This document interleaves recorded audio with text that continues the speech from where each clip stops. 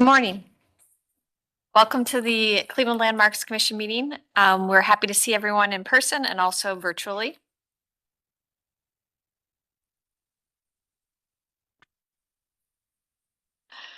In compliance with notification requirements of Ohio Open Meeting Law and Section 101.021 of the Codified Ordinance of Cleveland, Ohio, 1976, notice of this meeting has been publicly posted.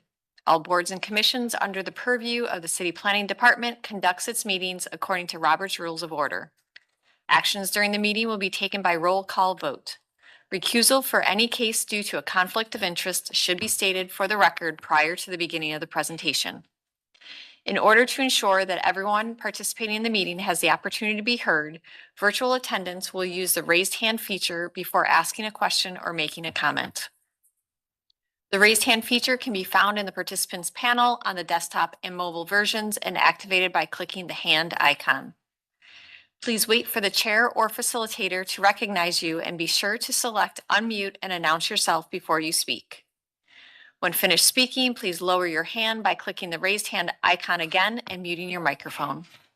Call-in users can unmute by using *6. All meeting activities are being recorded via YouTube. I'm going back one more. That's okay. And the proceedings are also being recorded via the WebEx platform. All requests to speak on a particular matter submitted through proper channels have been considered. Proper channels for comments are sending an email to the landmarks@clevelandohio.gov email address with a comment or letter, calling or leaving a message at 216-664-2532, sending a letter or dropping off comments at City Hall located at 601 Lakeside Avenue, Suite 519. Communication to all members of this body must follow proper channels for consideration. Any comments received by the stated deadline are collected by Landmark staff and disseminated to the commission members prior to any scheduled meeting. All right.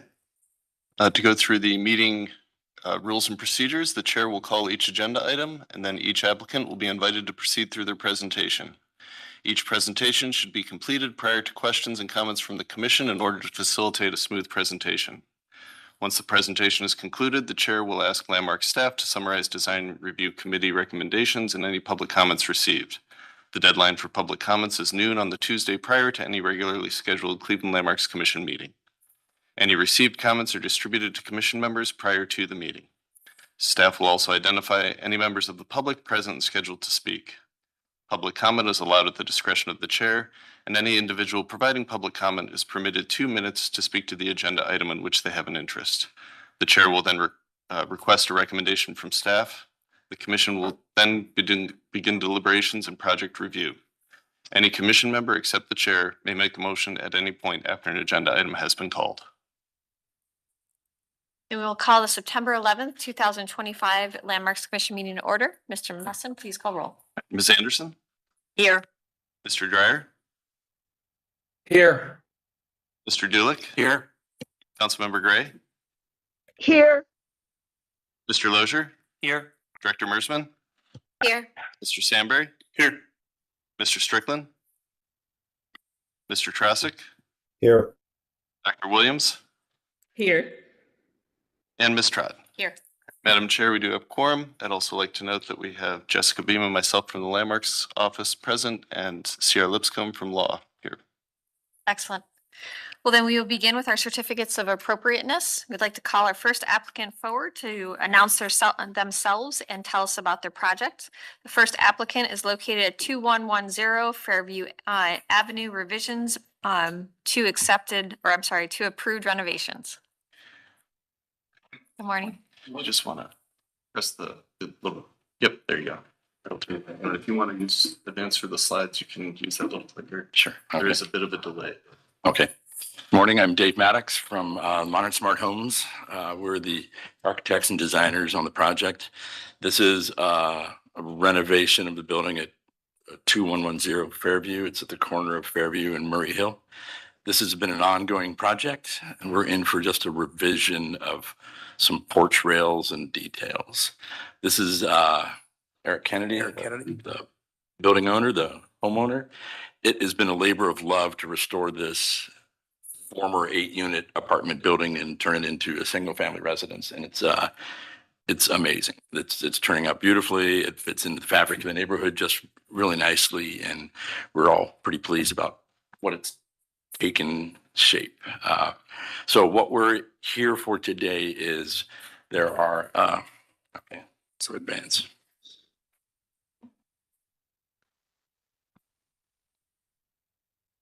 Okay.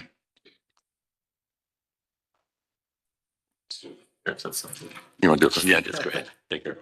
Yeah, so the areas of concern today are there is some inset porches on the Fairview side. There's 2 levels.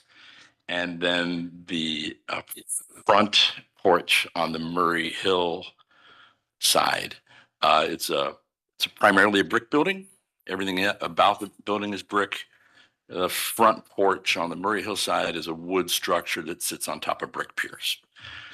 You can see the elevation there. It is fallen apart and is gone. So we are rebuilding it in its place right now.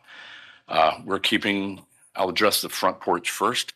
We're keeping the proportions, the dimensions, the heights, the porch structure to match what was there before, except done better. It's cleaner and but all the same proportions and everything about it are the same. The rail heights are the same. The newel locations are the same. What we're asking for is the ability to do a metal rail instead of a carpentered wood rail that was there before. It had been altered and messed with over the years and wasn't in any sort of great design shape at all. What we're trying to do is make the building work as a whole rather than having a sort of an architectural, I don't want to say a relic, but a piece that kind of now doesn't go with the rest of the building. Our touches onto the building, as far as the exterior, have been pretty light. We've infilled openings with similar proportioned windows. The departure, I guess, is where we have the inset balconies. We've opened those up and made those larger openings within there. There are some beautiful steel doors and windows in there. And then we've added the rooftop penthouse up there. So what we're hoping to do, when the building was approved originally, we didn't address the porch, and the porch rails that we had on the inset balconies were approved as vertical spindles. There were some older rotted out wrought iron pieces before that weren't salvageable, and they were a mess. And so when we had it originally approved, we came in with vertical pickets. As we've considered the space and as we've considered the proportion of the buildings, a horizontal rail fits more with the aesthetic that kind of ties it all together. It reinforces the horizontal nature of the building. It reinforces the proportion of the openings, and it has more of an aesthetic feeling that we prefer. We're also not tying into the brick openings. We're keeping it sort of free floating within there so that we're not attaching it to the brick. We're attaching it to the floors of the terraces. And we're repeating that on the front porch as well. We're going to have a 1x3 top rail that turns down as a 1x3 intermediate newel posts there, and then has a horizontal solid bar rail. The colors that the back rails were a part of the original approval process. So part of the thinking is that within the inset porch on the back side, there's a room that goes from front to back of the house. That when you're in the dining room, you can see both the street and you can see to the backyard as well. We wanted those to have a similar view out from the inside as well. So that's another reason why we're proposing the horizontal rails.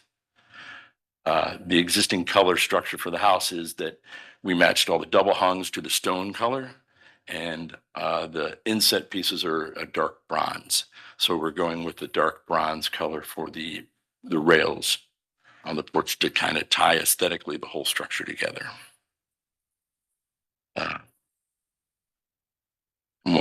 I'd welcome any questions and comments you guys might have. All right, thank you for the presentation. We will begin then with, do we have any feedback from local committee or just Landmark? Just Landmark staff, since this is a revision to an approved plan, but I will note that we did receive a letter of support from the Little Italy Redevelopment Corporation for this proposal. Staff, I guess would like to remind everyone that at the February 4th, 2024 meeting, this project was approved as presented. You can see the approved drawings up on the screen now. Staff feels that the previously approved railing was appropriate to the period and style of the building. It's a much more modern approach. We can understand them wanting to kind of unify the design, but we don't recommend approval of the change in treatment. Okay, thank you. Then we will open up the floor of the commission for questions and comments. Who'd like to start us off?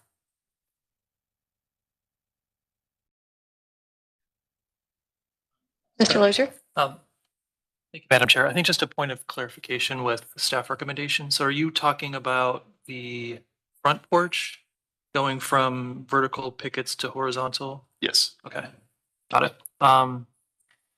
And then to the applicant, so you mentioned in the inset balconies that the inset balconies were also originally supposed to be vertical? Metal, but vertical. Okay. I'm looking at the previous presentation. It looks like those are horizontal as well. So I don't think that I have any issue with that. Yes, yeah, just for clarification, these were the plans that were approved when this came through last time that did show the horizontal railings on that inset balcony. So it's the front balcony that would need the approved change. Okay, so this I think was approved already, the inset balcony. So we'll take a look at just the front porch. Do you have any sense of the original porch, if that was historic to the, original to the building, or if that was added over the years? Was there any indication as to kind of the vintage of that front porch? There was a front porch because there was a second floor door that opened out onto that porch. So there's no question that that was a 2-story entrance porch. I have no doubt that it has been messed with over the decades that it's in its existence.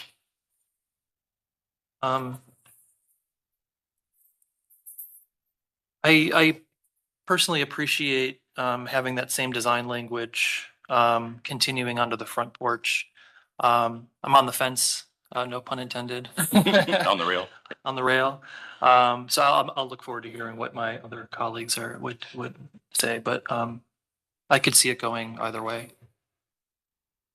Thanks. Thank you, Mr. Lozier. Other questions and comments from the commission? Ms. Anderson? Thank you, Madam Chair. Thank you. I fully support this project. This is, a wonderful thing that you're doing with this building, and a huge investment.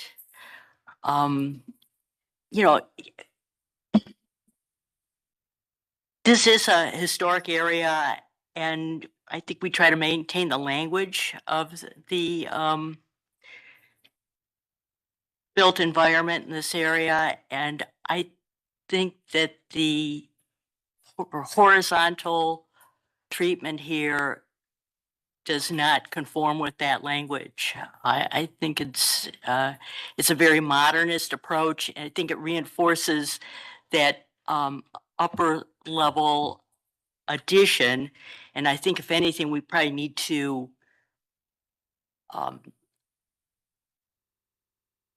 retract from that and keep the historic look more consistent with what is in the area. So I support what we originally approved, which was the vertical treatment. Thank you, Ms. Anderson. Mr. Dulick? Thank you, Madam Chair. First, I would like to thank the applicant and your architect for coming back to us. Really appreciate it. to have this opportunity to talk about. That being said, I'm on the rail too, because I really do see both sides, and that's why I especially appreciate you coming back here, even though, you know, and this is the kind of really good conversation to have where we think about aspects of the building. So I think, kind of in concurrence with Ms. Anderson, I don't have a concern that the front porch is different than the side porches. I really don't. I think that actually, to go back to our original approval, and this is a fabulous project. I actually like the differentiation that the front porch really is more in keeping, and that the side porches, the carved out balconies, the railings really do function differently in both of those two. So, well, I could possibly be persuaded that the consistency overcomes the nuances of orientation and historic authenticity. At this point, I'd concur with Ms. Anderson that I'd feel more comfortable keeping what was originally approved, because I actually like that differentiation. I think it tells a richer story, if you will. So, but I'm love to hear what anybody else has to say, because this is fun. Thank you. This is fun. Thank you, Mr. Julick. Mr. Sandberry?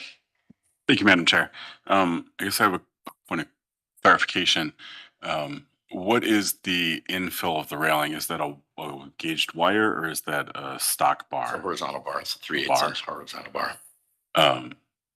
So 3/8 inch and that's powder coated, same as the top rail. My personal opinion, I think, is similar. I like the side with the horizontal. I think the front wants to have some more historically appropriate railing. Yeah, it's not I'm bad. wondering if there's not a combination or sort of a in-between point that could tie them together. I mean, if we considered maintaining like the top rails to tie in the former top rail that the porch, and then kind of introducing the horizontals for the intermediate rails, is there a compromise that we could look at for that? Just so, when we look at the buildings, we look at them in pieces, but we look at them as a whole, as this new total composition that is going to live on for another century, hopefully, not with us around. But, we like to design in a time and place, more so than just if it were a super architecturally significant building. I am fully on recreating and replicating, but it feels like having something that is a more current interpretation of the same dialogue. Is there a way that we can, reach an in-between point on that? I like the ideas of the rails as it sort of wraps around, telling the story of when this work was done, and I like the idea of how they play together, because you will see them in the same view, and I like the idea of somehow making it work holistically together as a new creation while working with that, the existing pieces parts. So I'm wondering if there's not a way that we can sort of bridge that gap of doing both. And if I might, I'm not an architect at all, but what you were talking about is one of my favorite things in architecture, the juxtaposition of something old and something new. It's why I love to go to Boston, because you see these 200-year-old churches next to, 60-story, glass skyscrapers, Don Hisaka's, building, the Thwing building and the Case campus is that wonderful, glass into a historic building. I got, married there, so I know the building. It's beautiful. I love the contrast. Here, there's really not that stark contrast. If you go to the building, there's really not that cool old and new. Maybe because one's around the corner, maybe because the design isn't a 200-year-old church and a wildly, tall skyscraper. So I think that what you're thinking about, what you're trying to achieve it really doesn't work here in this building. So for me, it's more of a balance between the original and the new. And it needs that front porch to me horizontal to bring more balance to what we're trying to achieve. That's all. But what you're talking about is one of the things I love, but it's just not there in this case. I think I am similar to Mr. Dulick and Mr. Lozier. I am struggling with this a little bit. I can see both sides, but to me, replacing fabric that is there with different fabric on the front of the building is where I am struggling the most. You have the fabric there. It's also the color. Right now, I think looking at the existing conditions, and you have that existing statement because of the monolithic approach to the wood porch, right? The materiality, the proportions, and the color all unite that entire structure as a unit on the front of the house, and it sort of provides you that statement on the front where I am struggling with how delicate the railings look on the front with the new approach. On the side, I don't have an issue because it's a true intervention that you've changed what is there. So it does let it go to recede to the background, where in the front, the porch wants to be the prominent element. So right now, I favor replicating what is there with the vertical pickets versus the horizontal rails, because I think it provides a better statement and really anchors the front of the building in what its original statement was or is currently and was in the past. But I can see both ways. But my personal opinion is that I like the vertical pickets because it does provide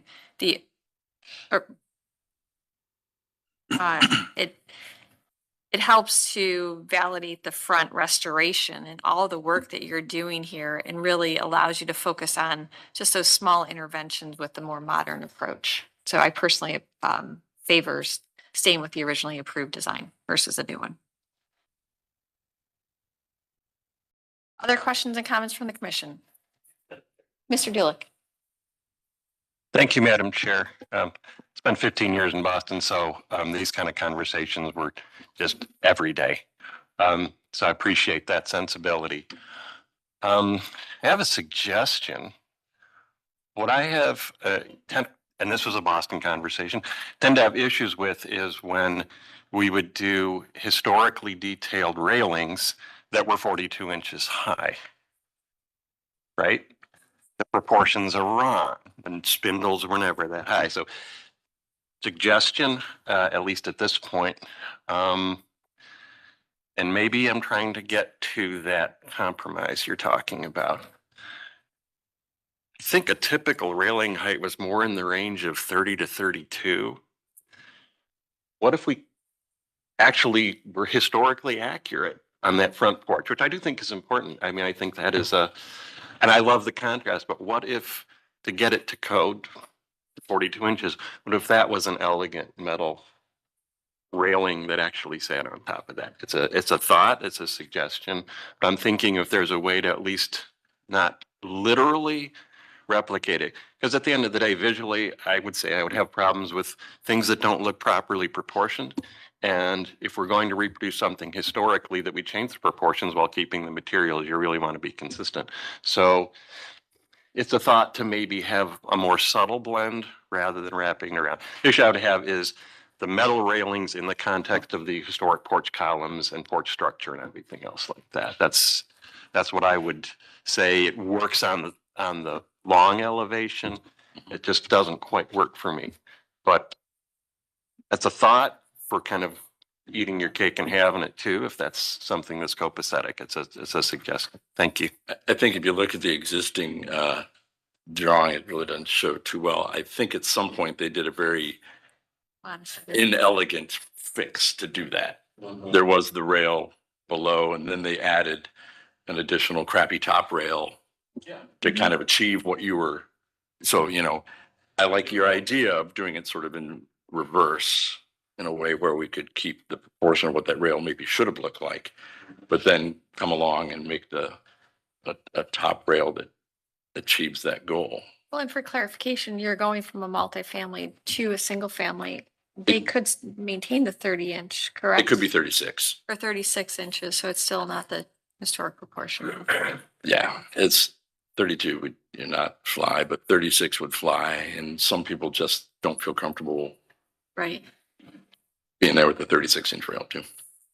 So I think the compromise would be something that I would be open to if you're open to that, to try to achieve that, uniting the detailing of the two porches, but stay more historically accurate to what was originally there. So currently the pickets, or they were there, they've kind of gone away. The pickets were a variety of profiles of turned Potpourri? yeah, potpourri of, They probably weren't original either. I don't think they were. So we're not interested in replicating that. Right? I mean, they were a turned mishmash of different picket profiles, as it was sort of altered and moved along. If we would go with a vertical picket, can it be a simpler vertical picket to reinforce that? Because I don't think that that was sort of the only detail on the whole building that had a carpentered piece that it's really difficult to tell what might have been original and what might have been. We don't have any Mucked up. historical pictures of this building.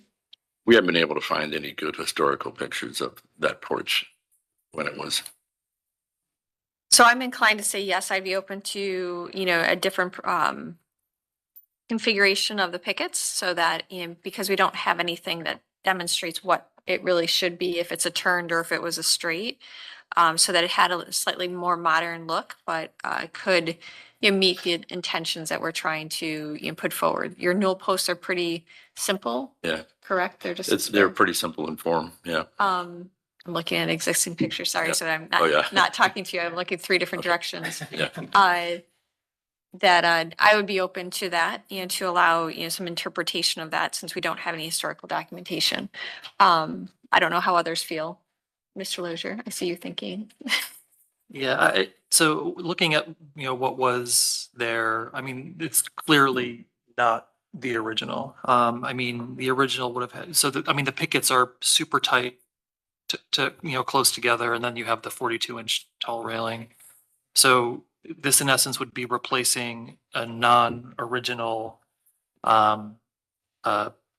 piece of the building. So I'm still weighing things in my own mind. So to me, you're not really replicating something that was originally there with the vertical.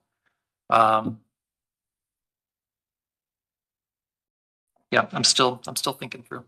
If it's the visual weight of the color and the painted rails, I understand that. The going with a more modern intervention does lighten the portions of it, I guess. So I don't think, we haven't talked about it yet, but I don't necessarily disagree with introducing, or reintroducing that sort of visual weight. And then, I think the idea of introducing a top rail that would tie things together might be an interesting way to go about it. Wouldn't be necessarily my preference, but it feels like it might be a way I to. don't think you're winning here, so. I'm doing a little straw Just poll getting that here. feeling, Yeah, it feels like it's a Feeling way proud. to sort of incorporate the whole of the building. Sure.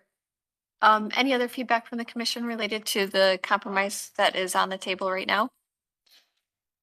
Mr. Lozier? I would be open for that compromise too. I guess one other sort of clarification question. So the original was stark white. It looks like from the renderings, it's looking to be more of a sandstone color.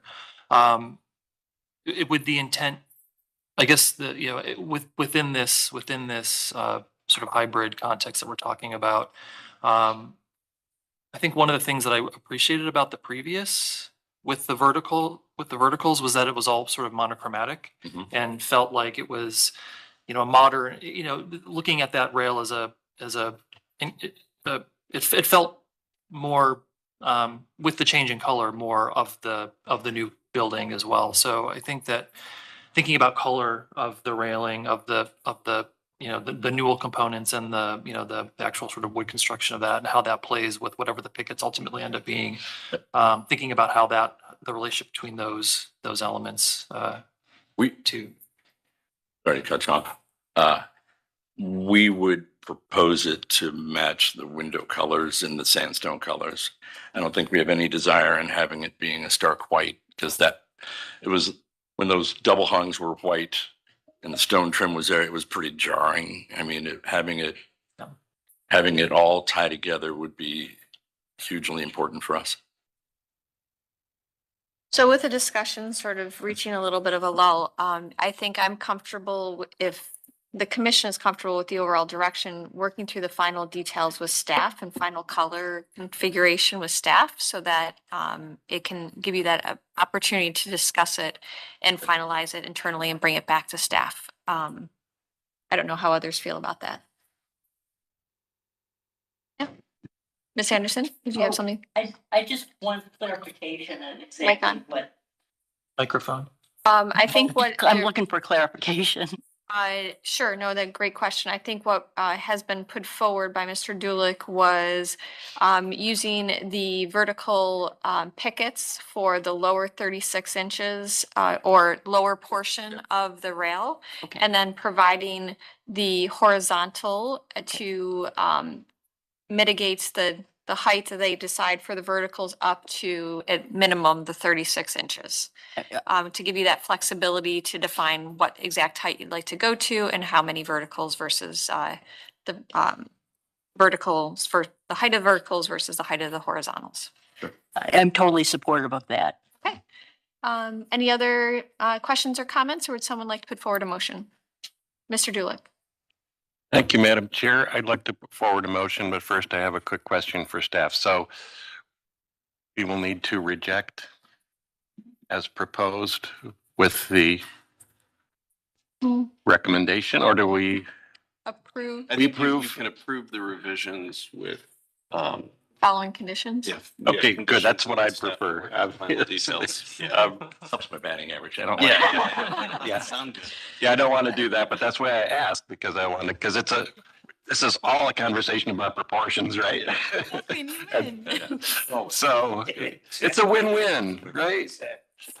Anyways, Madam Chair, thank you. I would like to forward a motion to approve as presented with the requirement that the lower portion of the railings be as originally proposed to the lower height in the sandstone color. And that the extra height of the railing be provided in a metal to match the horizontal railings that is in that color. And final details to be reviewed and approved by Landmark staff. Administratively. Administrative. All right. So we have a motion on the table. Do we have a second? I'll second that. Thank you, Ms. Anderson. Any further discussion? Not seeing any. Mr. Mussin, please call roll. Ms. Anderson, Yes. Mr. Dryer, Yes. Mr. Dulick, Yes. Councilmember Gray, Yes. Mr. Lozier, Yes. Director Mersman, Yes. Mr. Sambry, Yes. Mr. Trosick, Yes. Dr. Williams, Yes. and Ms. Trot. Yes. Madam Chair, the motion passes unanimously. All right. Thank Thank you once again for Appreciate coming it. back to us and course. having this discussion, and we look forward to seeing your project move forward. Thank you very much. Thank you. Yep. We'll move on to our second applicant located at 5428 Detroit Avenue, mural addition by Murals Across the City.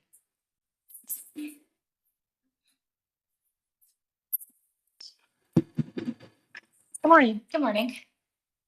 Hi, Commission members. I'm Courtney Vargo. I'm Destination Cleveland's Development and Experience Coordinator. What I have for you all today is the final of 3 murals that we brought before the city this year as part of our Murals Across the City program. You can advance to the next slide and we can kind of look at previous work. So these were 2024 murals. Really the goal of this program is to create photo-ready murals that celebrate local art and local artists. Next slide, please. Here's a little bit about our process. So we release a call for the artists at the top of the year. We evaluate applicants based on their portfolios, and then we select designs and kind of go through a process of matching those designs with buildings and building owners, and kind of address and change the design as needed. And here we are today. Next slide, please. A little bit about artists for this specific mural design. Holly Breton, local artist. Next slide, please.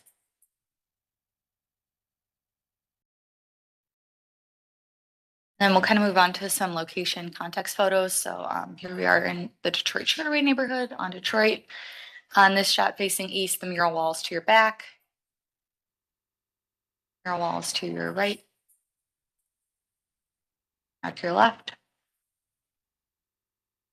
And now you're looking straight at it, shown in the right-hand side of the image there. Here's the material that we use for these murals. It's a heat applied vinyl product. It gets large format printed and then heat applied to the wall. It has about the same lifespan as traditional paint on brick. Here's a facade. I do want to pause on this slide and we can kind of talk. I'm sure you noticed there are several obstructions on the wall. So first of all, we budget for these in 12 by 24 dimensions. So that would take us a little bit past that gutter there. We keep it, we like to keep them as close to the street side as possible, again, so it maximizes visibility, and we like to be able to have folks take photos of them, you know. So first, that gutter is an obstruction that will remain. Our vinyl crew is going to wrap under it, and we're likely going to paint match, so it kind of blends in nicely. Those 2 parking signs that you see there are going to be removed and moved further down the wall. The electrical conduit, as opposed to going sort of up and over, is going to go over and up. And that alarm box is still kind of a little bit of a question mark. We have a few options there. Option 1 would be, it's not used for anything, so we could vinyl over it, but if it's in too poor of condition, our vinyl install crew may opt to just sort of cut around it. And I think that's all I needed to talk about there. Next slide, please. Kind of where the 12 by 24 lays out on the wall. Next slide. Here's our design. I do kind of want to note that this has gone through some revisions since design review, but for the most part, this is what the design is, and our following slides will show what I'm talking about. Here's Holly's description of the work.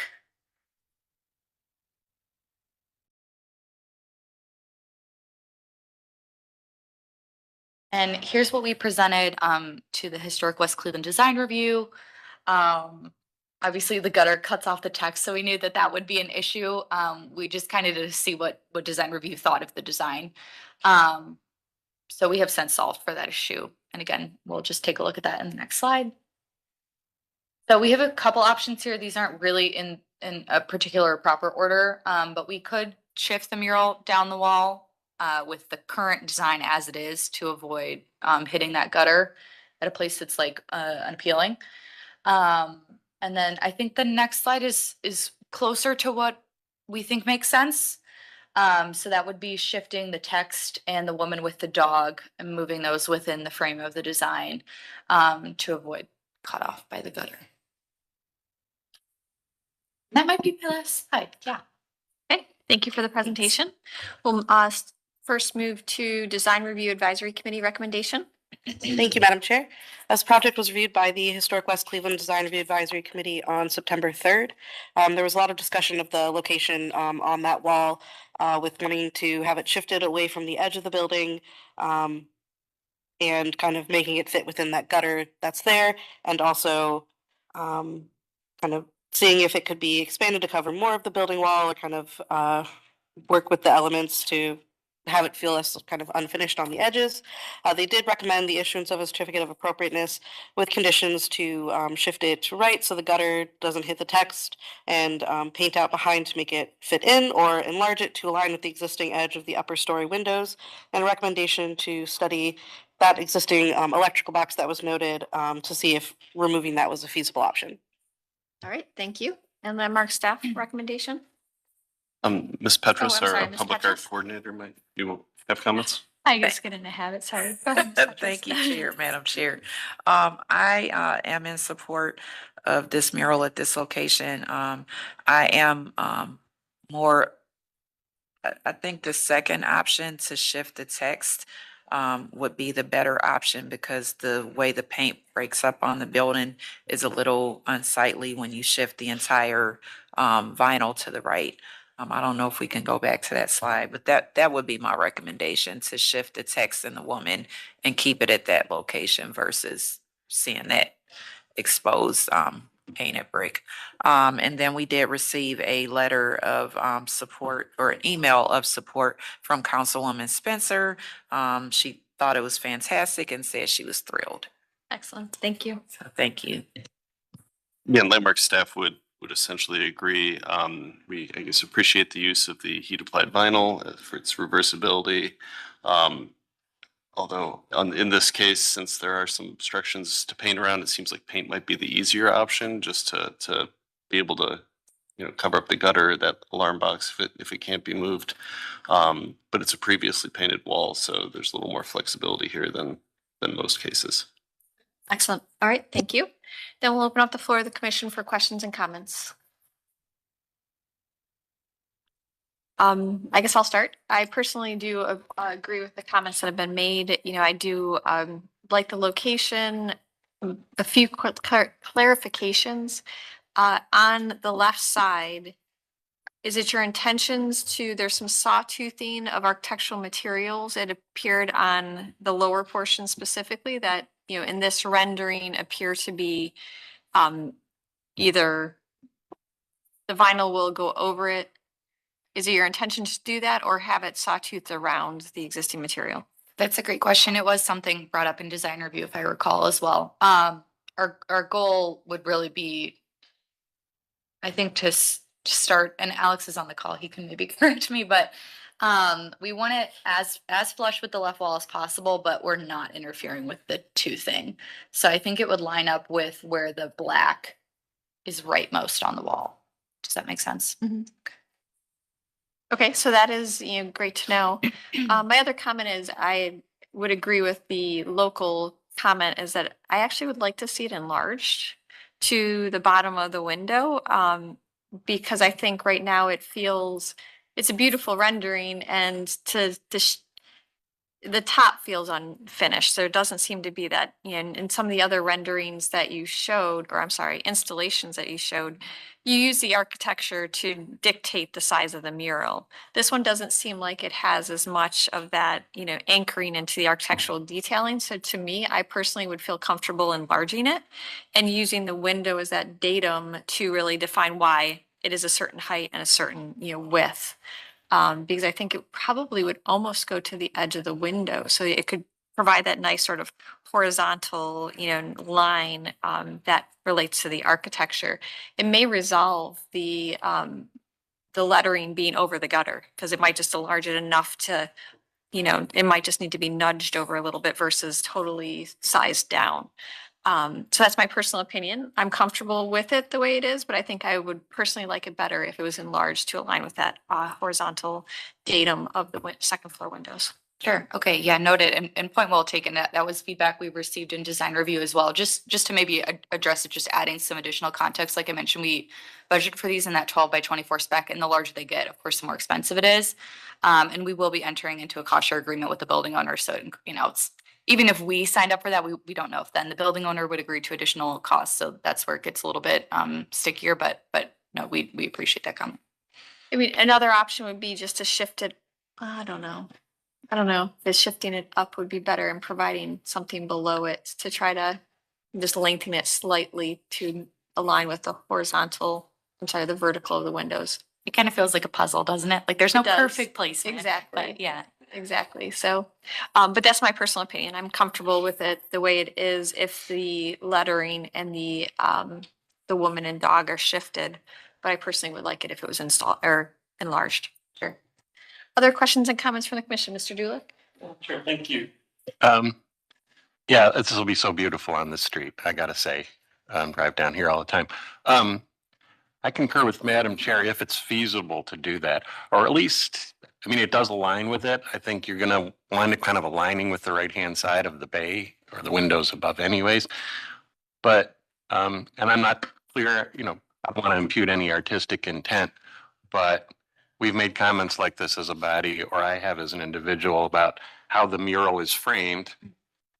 And maybe if the idea is that it is actually a framed view, because the figure's head is cut off and the leaves are cut off, I think there's couple suggestions. One is that would be okay if you basically slid it over and maybe moved it up a little bit and really let it be like a viewfinder in a camera with some painted wall all the way around it. That way you could kind of keep it the same size and even have some exposed along the ground. That might even help with the longevity of the art. Just literally shift it up and to the right and just get the wall painted a nice color consistently.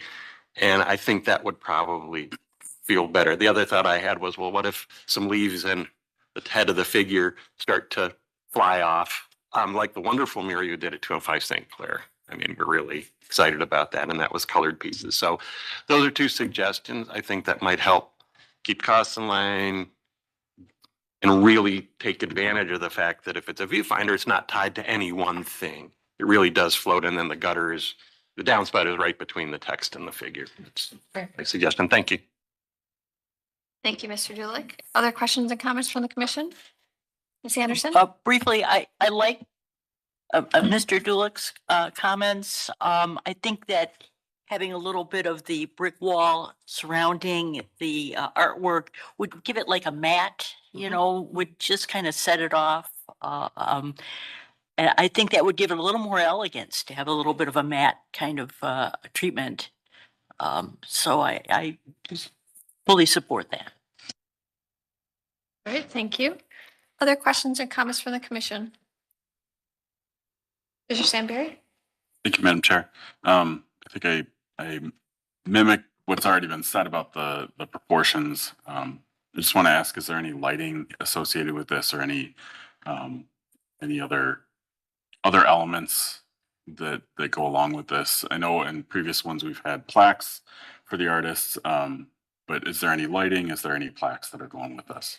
Sure. Yeah, good question. No, not to my knowledge. The building owner could, of course, decide to do something like that after the mural install. But that's not part of this project. And as far as plaques go, no, Holly will have like her artist signature on the mural though, which is not shown in here. All right. Mr. Stanberry, anything else? All right, thank you. Other questions and comments, or someone like to put forward a motion? Thank you, Madam Chair. I just want to reiterate, I think that this, I like the artwork, but I feel like proportionally on the scale of that facade, it's not, it needs to be bigger for it to actually feel like it's an intentional piece. So I would strongly recommend that the consideration to enlarge it. I know that there's costs associated with that, but I think it'll be a more successful overall look on that facade if it was larger. And I think if you did enlarge it, that would essentially allow the downspout to be in between the figure and the text. So I think those are my general comments. I think it really does need to be a little bit bigger than what we're showing here. So Thank you. Thank you for this feedback. Mr. Dryer? Yeah. I like the mural very, very much. I think it's very, very attractive. I am kind of an old man, and I know we're not supposed to really comment on content, but that's what I'm going to do. The phrase "the land," it always bothers me. So I just sort of want to state that for the record. I don't have a good suggestion what it could be. And I don't maybe think I should suggest anything, but I just felt the need to sort of express that. Thank you. All right, thank you, Mr. Dryer. Noted. Any other questions or comments, or someone like to put forward a motion? Real quick, as an old lady, the land doesn't, I don't relate to the land either. All right. Noted. Thank you. Ms. Mersman? I'm gonna slightly jump on this bandwagon, not really specific to the land, but in general, sharing some unsolicited comments about design, which is that I think, you know, many of the Destination Cleveland murals are really beautiful, and you have seated them very strategically in neighborhoods. Along Detroit, there are also a lot of other murals that have been part of the Arts District and have been added over the years. And I am grateful to Tara and the city, as well as Destination Cleveland, for sort of expanding the mural offerings and vibrancy that they add to neighborhoods. I just think it's really important, especially in arts districts, but in all of our neighborhoods, that it is art for the beauty and sake of art, and that we try not to that it's a little bit as authentic as possible a promotion of our city and the talent and vibrancy that our city offers, and doesn't feel like a billboard. And I think that pulls on some of the threads here. And I know that's not the purview of the commission necessarily, but just something to keep in mind as you're continuing to roll out art across the city. There's so much beautiful art that has come out of this initiative. And I just want to caution us to be thoughtful about where that line is and how we navigate the authenticness of murals and art in community. Thank you, Director Mersman. Other questions or comments? Or would someone like to put forward a motion? Mr. Dulick? Thank you, Madam Chair. I'll give it a shot.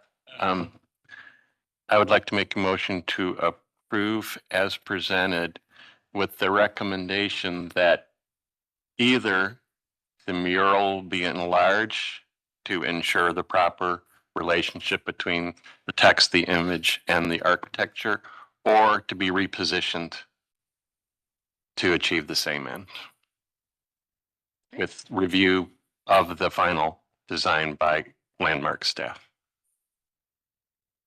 Administratively. Administrative review. So we have a motion. Do we have a second? I'll second. I'll second. I just want to add one more thing about the placement. I think having that little black edge is actually pretty important on the end. All right, so we have a motion with an additional Recommendation.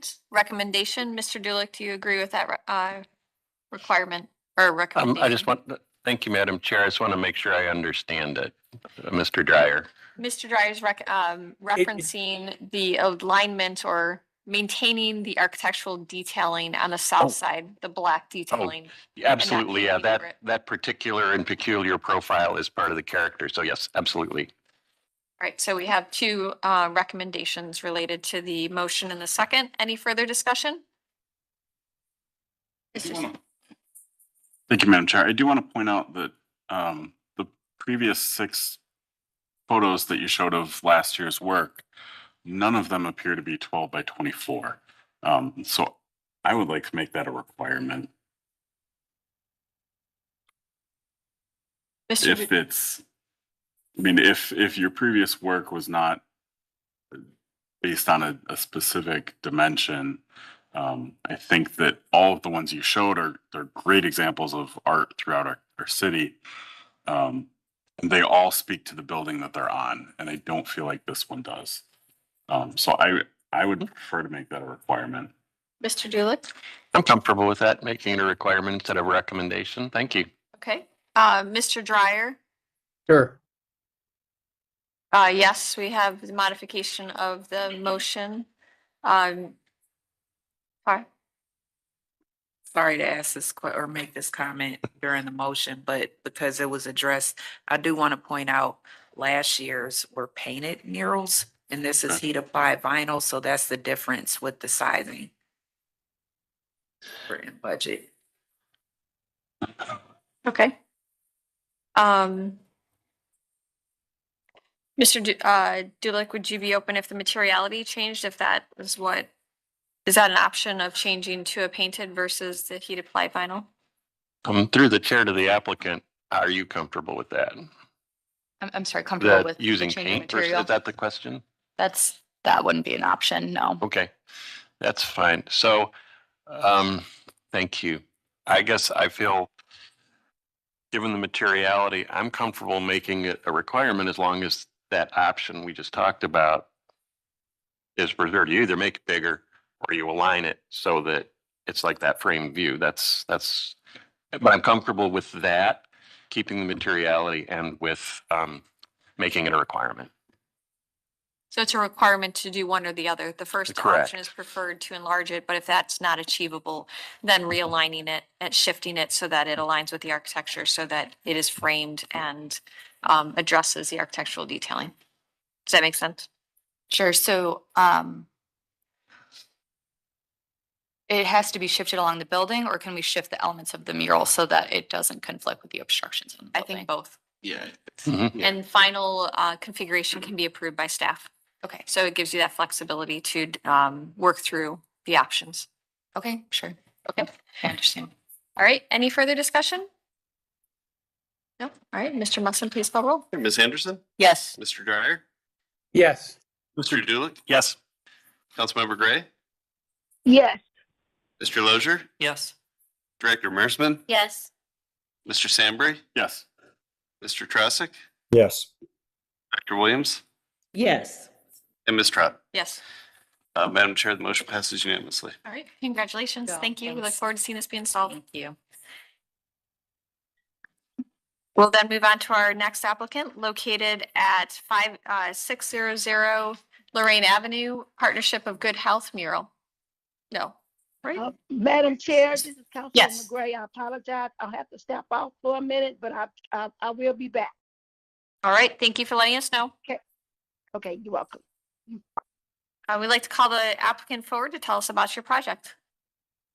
Hi, good morning. Thanks for having me this morning. My name is Dina Alea. I am the artist that was commissioned for Partnership for Good Health on this building at 5600 Lorraine Ave. Yes, we can go to the next slide. Partnership for Good Health is designed to be, this mural is designed to be just a welcoming symbol for the community. The artwork that I created, usually I like to make sure that my figures are diverse and it's welcoming to all ethnicities and abilities in the community. And so with Partnership for Good Health, they help non-speaking individuals, non-English speaking individuals navigate the health system and to ensure that they receive proper care.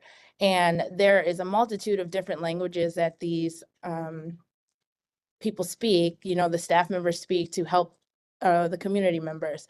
So the mural is a visual representation of the services that they provide to the community. And my hope for this mural is that it brings that diverse unity and a beautiful, welcoming energy to this corner.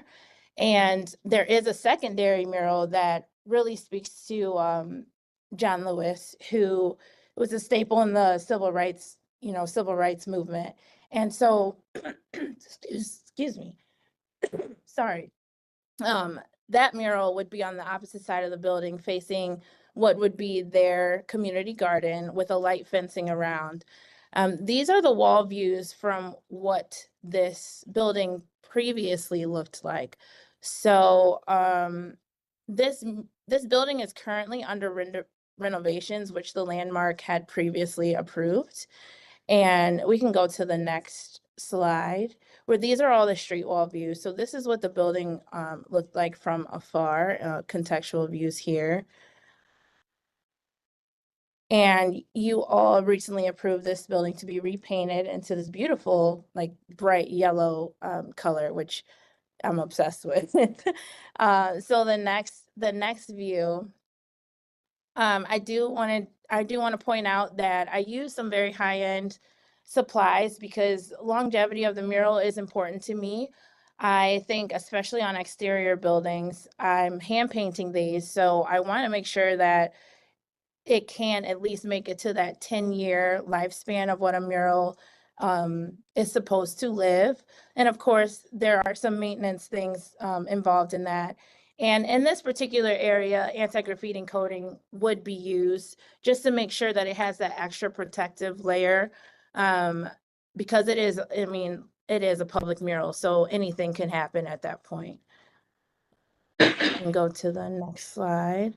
So my mural maintenance plan for any mural that I do check on it a minimum to 6 to 12 months just to make sure that even just weathering or the sun or just anything, these murals are attached to my name. So I take great pride in the work that I put out to the community, and I just want to make sure that they continue to hold up over time. So my mural maintenance plans is check on them, and when they need the work, give them the work that they deserve. So these are the recently approved wall right here. So the mural would go right on top of this beautiful yellow building. This is the other side where this is facing, from my understanding, that they are putting some fencing around this area and a community garden will go in here. So this particular mural on this wall would be facing the community garden. This is a letter of permission from Sarah. She owns the building, and we also have a letter of support from Councilman Spencer. And this is the mural. It features diverse figures in a silhouette form. I want to make sure that everyone can see themselves in this mural. And welcome is the staple of this mural in every language that Partnership for Good Health services. And so that white box right there, I believe in some of the plans that were approved for this building is the window. And so I'd be working around that window that would be cut out there. We can go to the next slide where it shows just the rendering of the artwork on the wall. I don't love when murals cut off directly, so that's why it's designed the way it is, to show shape and movement and just some different elements to make it more appealing and fun to look at, and also kind of serve as just a bright, joyful backdrop for the community. And then the next slide is the John Lewis mock-up, which this one again would be facing the community garden with the light fencing around the property. And then that's what it would look like rendered on the building.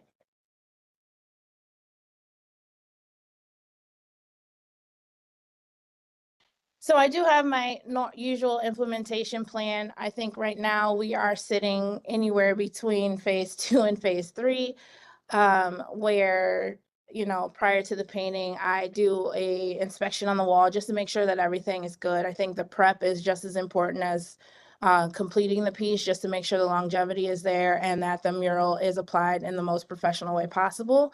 I will be hand painting these, so it's my job to just make sure the surface is prepped and ready to go, and then it's executed to the professionalism that I hold myself to, and sealed and taken care of after that. So right now we're sitting between 2 and 3. And then the next one is just a thank you. Thank you for the consideration for this project. All right, thank you for the presentation. Before we get to our comments, we'll start with the Design Review Committee's recommendations. Thank you, Madam Chair. This project was reviewed by the Historic Ohio City Design Review Advisory Committee on September 4th. They didn't have a lot of discussion about it. It's a nice mural, and so recommended the issuance of a certificate of appropriateness as presented. Excellent, thank you. And Landmark staff recommendation. Before Landmark staff goes, I'm sorry. does Ms. Petrus have any? I'm still a little sleep deprived, sorry. Go ahead. That's fine. Thank you, Madam Chair. I think this mural is this set of murals is beautiful, it's vibrant. Really the fact that it's gonna be a major graffiti deterrent is I think a big deal. Also, if we could go back to the slide with the side facing the garden, for the street obstruction or for the street side mural, yeah, this one. You said they were gonna be turning that into a garden. Is that concrete still gonna be there? I just want to make sure that whatever they're doing with that space, they're doing before you put your mural in, so it doesn't get damaged in any kind of way by removing any of that concrete. And then I wanted to share also, before you answer that, an excerpt from the letter of support from Councilwoman Spencer. She said, "We could not be more fortunate to have talented mural artist Stina Alea located here in Cleveland. Miss Alea's work is always catalytic and impactful, and her two planned designs, Welcome and John Lewis Memorial, will beautify and energize this highly visible section of Lorraine Avenue. Unfortunately, 5600 Lorraine has been an eyesore and a frequent target for vandalism and graffiti over the years. This new investment by Miss Duran, that's the building owner, and Miss Alea will both deter vandalism and uplift our community." And I completely agree with her sentiments. So I would definitely recommend this for approval, but I do just want to know what that lot is gonna look like that we're seeing in this rendering. Thank you. I believe that's probably a question Sarah Sarah can answer. I'm unaware of that answer. Yeah, I am on the call. My name's Sarah Duran. I'm the building owner and also the director at Partnership for Good Health. And the garden is more of a 2026-27 plan or dream. So we haven't really planned it out yet, but from my feelings is we'll keep the cement there. It's a large lot on that side, and we just want to use what is there. We're not going to make any major changes other than to allow the community to use it for a garden. So I think yes, the cement will stay there. And this is a content question. Are those marigolds? Yes, they are. I love that because they represent resilience and I think Yes. it's so appropriate for this community.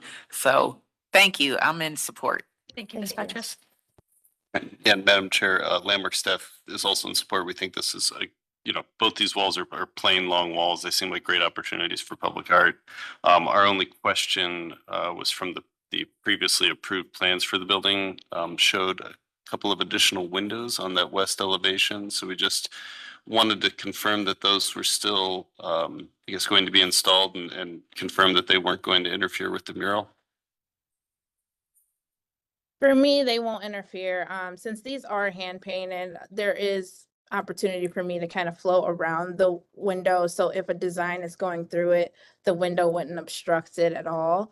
And I kind of planned so that the silhouettes weren't hitting on the window so that they could still be a full figure. So whether it's like a circle or none of the script will be impeded by the windows, basically. Okay, thank you for that feedback. Then we'll open up the floor to the commission for questions and comments. Any questions and comments? I guess I appreciate the dedication that the owner and the artist has to this location and the building. I think it's a great opportunity and for this installation, and appreciate the focus on trying to represent and accept everyone in the community. So I'm in full support. Other questions and comments from the commission? Someone like to put forward a motion? I'll move to approve as presented, echoing all of the appreciation for the artwork and the improvements to the building at 5600 Lorraine. Thank you, Director. And Mr. Tarasik. I'll second the motion. Excellent. So we have a motion. We have a second. Any further discussion? All right, Mr. Musson, please call roll. All right, Ms. Anderson, Yes. Mr. Dryer, Yes. Mr. Dulick. Yes. Councilmember Gray still stepped away. Mr. Lozier, Yes. Director Mersman, Yes. Mr. Sandbury. Yes. Mr. Trasick, Yes. Dr. Williams, Yes. and Ms. Trott. Yes. Madam Chair, the motion passes unanimously. Excellent. Congratulations, and we look forward to seeing your project move forward. Thank you. Thank you. Thank you, Ms. Petrus. We'll then move on to our next applicant located at 2074 West 25th Street, signage. Good morning. Good morning. My name's Taylor. I'm with L3 Sign and Image, and I'm representing my customer 216 Legree. Our application is in request for a certificate of appropriateness to exceed the window coverage allowed by city's code. So I'll kind of go over everything from a code and measurement standpoint, and then I'll let Michaela, who is the business owner, chime in and kind of talk about why the variance is important to her as a business. Next slide, please. So we had previously presented a package of signage to the design review committee, which included a blade sign and window graphics. And the blade sign was approved, but the vinyl graphics were only conditionally approved because of potentially some frosted vinyl going up on the windows, which counted as window coverage. And because of that, it would exceed window coverage and would need a variance, which puts us here. So next slide, please. Now I'll just go through some maps just for some context. 216 Legree is located right by Exhibition and Avo and Citizens in a pretty busy part of the neighborhood. Next slide. So this just shows you kind of who's surrounding. As you can see, lots of traffic, kind of busy at all times of the day. Next slide. And then just some visual context. That's the storefront where 216 Legree is. You can see it's next to Exhibition, and you can keep flipping through the photos. The next.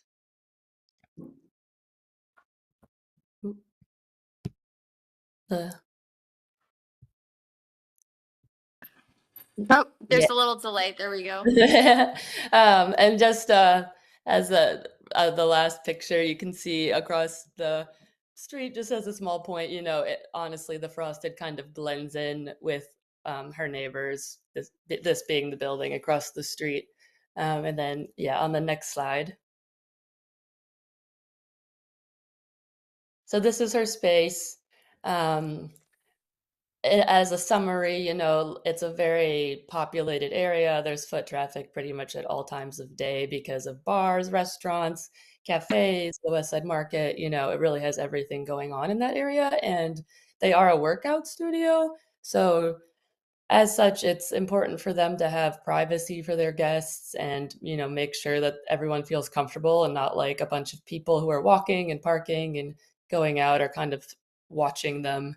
So the goal of the frosted is to just provide some privacy for 216 Legree's clients. And next slide, please. So this is the existing frosted, which requires a variance.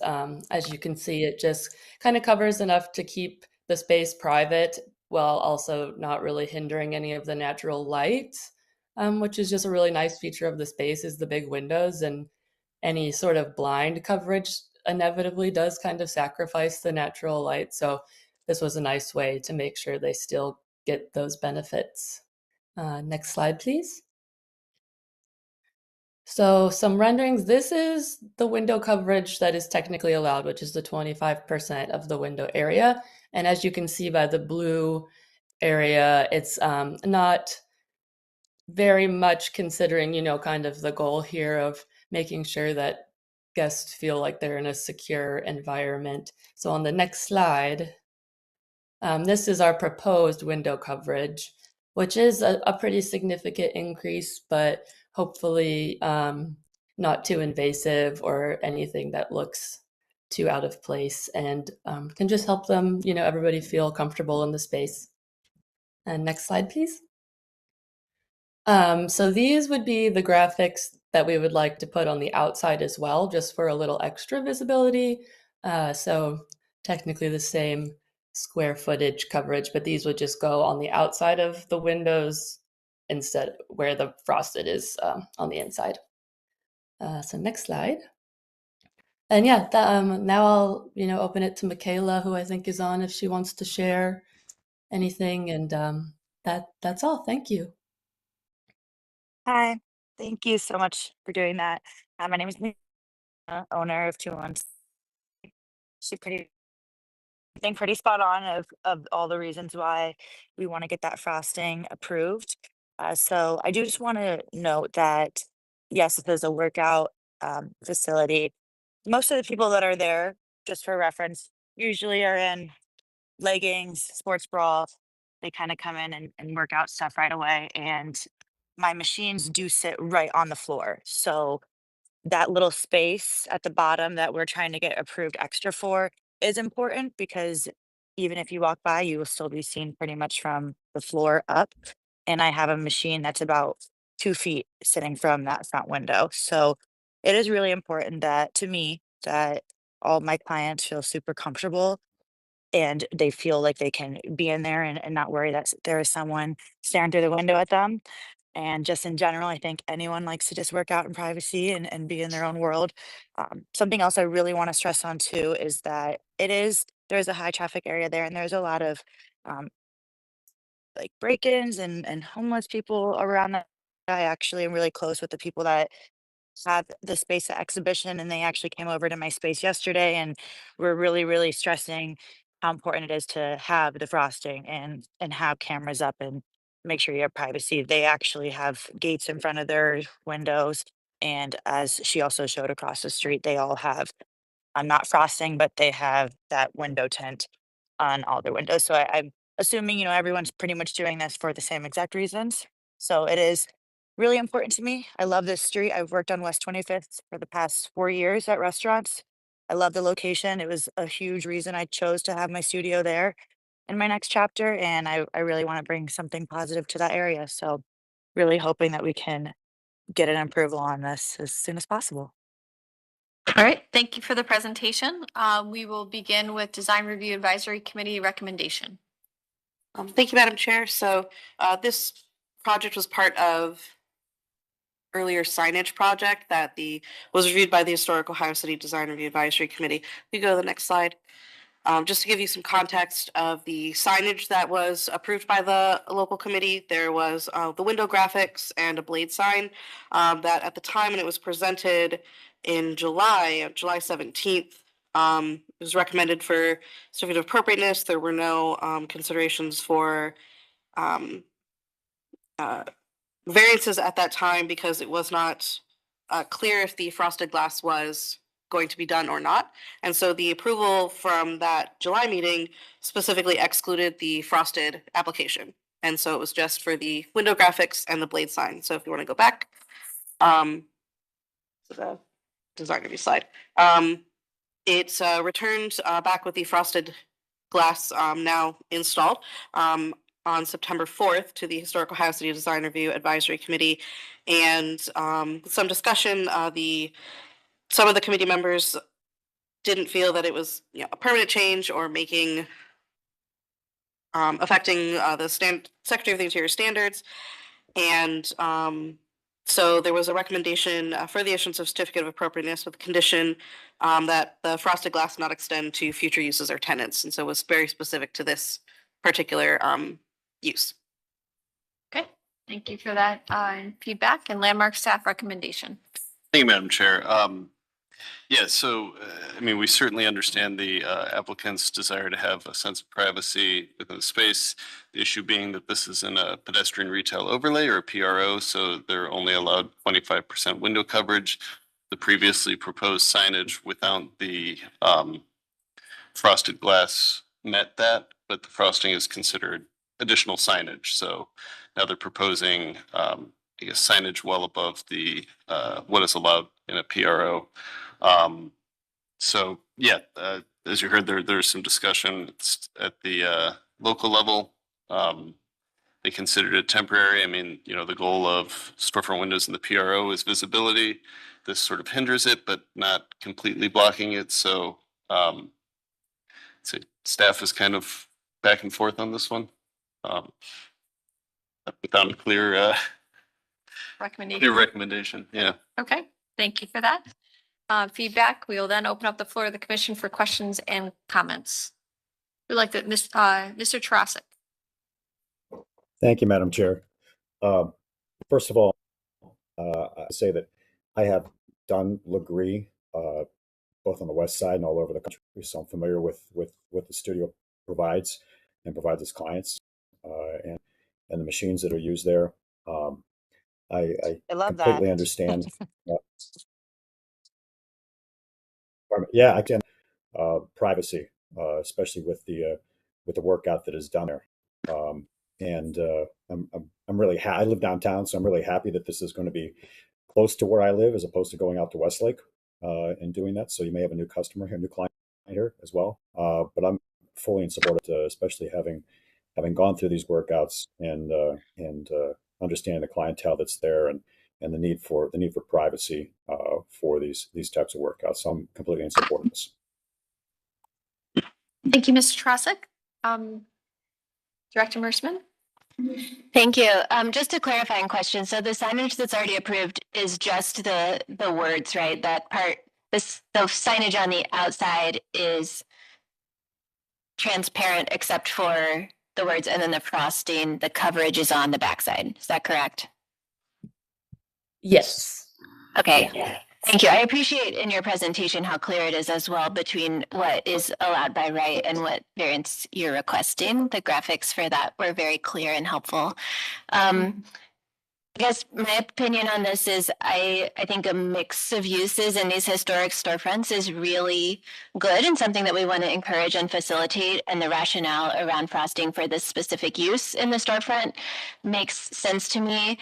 I do think it's unfortunate that so many of the other storefront windows along the corridor are not transparent from the outside. And my only hesitation is continuing to contribute to a corridor that doesn't have that permeability from the sidewalk into the storefront. So I just note that for us as a body, as we consider different storefront proposals along this portion of West 25th Street coming into us, that ideally there would be a lot more transparency and eyes on the street in both directions to contribute to overall safety and energy along the corridor. But for this specific proposal and the specific rationale behind it, I'm very comfortable with approval. Thank you, Director Mersman. Other questions and comments from the commission?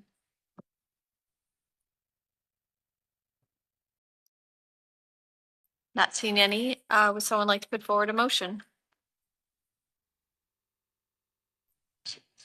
Mr. Trosik? Madam Chair, Madam Chair, I'll make a motion to approve as presented, with the understanding that this would be specifically for this tenant for as long as they are occupying this with their business.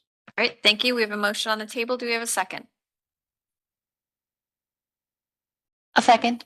Thank you, Director Mersman. We have a motion. We have a second. Any further discussion? Mr. Lozier? Thank you, Madam Chair.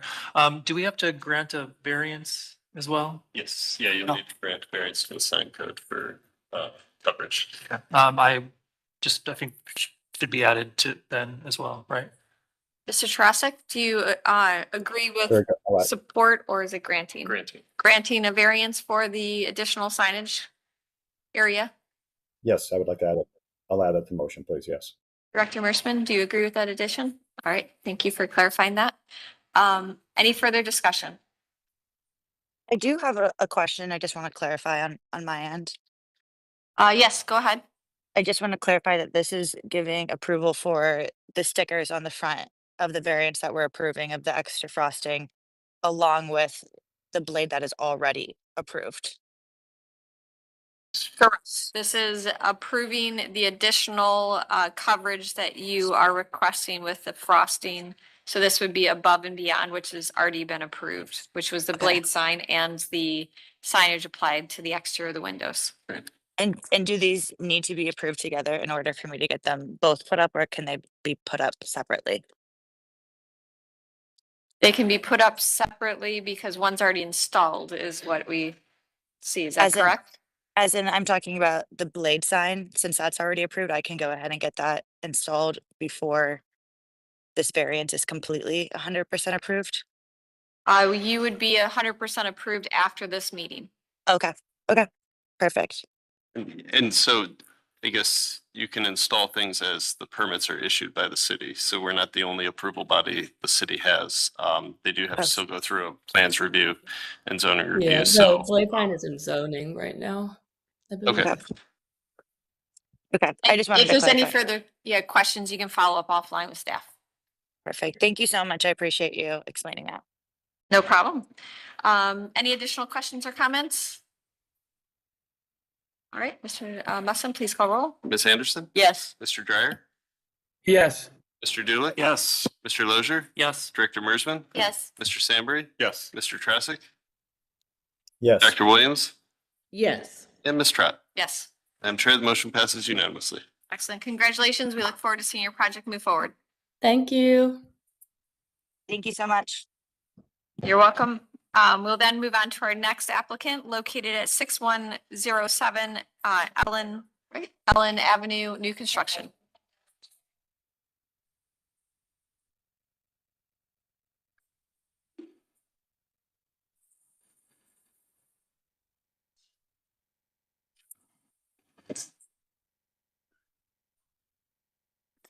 Good morning. Graydon Petznick with Cleveland Draw Architects. We were here with Jim Todd, the owner of 6107 Ellen, in June for a schematic review. So since then, we've not really changed our project except for in some of the details and proportions that we discussed back in June. Is it not moving forward? It's not. I've tried every. Mike's Is there a push the clutch? Or- Ah. Thanks. Yeah, I got it. No problem. Thank you, Jessica. Cords. That's all. The area that we're in is just south of Gordon Square on Ellen Avenue. And Jim and Stacy originally started this project as a prototype for aging in place for small, narrow lots in the city. We originally looked at these 4 contiguous lots that are in the top left-hand corner of Ellen, but we're focusing just on the one that they currently own. And proceeding with that. So if we could go to the next slide, please. It is a very small lot. It's only 70 feet deep, but 45 feet wide. Next slide, please.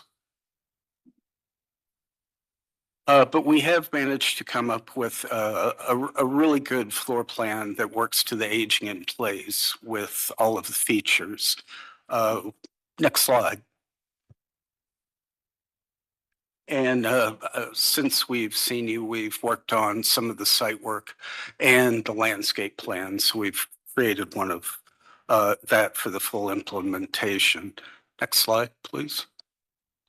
But this is where we spent most of our time in schematic, was looking at some of the details. And just to review this versus the next slide. This is where we were in June. So going back, thank you. So going back, there are some subtle differences, but we feel that they're pretty big impact for what we've done. We've increased the trim size around doors and windows to give them a little more weight. We've focused on the porch since then. A lot of the comments that we had were questioning some of the front door choices, the thickness of column, whether there should be a guardrail or not. And we've made these changes in support of many of those comments. The front door has been revised to a more arts and craft, quarter light, 2 glass front door. We've revised the column width and the proportion of those, especially with the addition of a guardrail, slightly narrower than what we showed before. We're still trying to keep within construction availability of trim sizes off the shelf. So we've gone basically from a 1x12 to a 1x10 casing. 1x8 started getting too thin with these.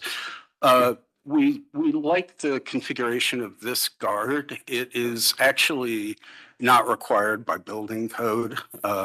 But we worked with both the sill height and the idea of porch, being on the porch gathering, and made it a more of a seating rail or a drinks rail. So we've provided a wide cap and a very simple detailing that really speaks to the mutton pattern and the rest of the detailing on the house.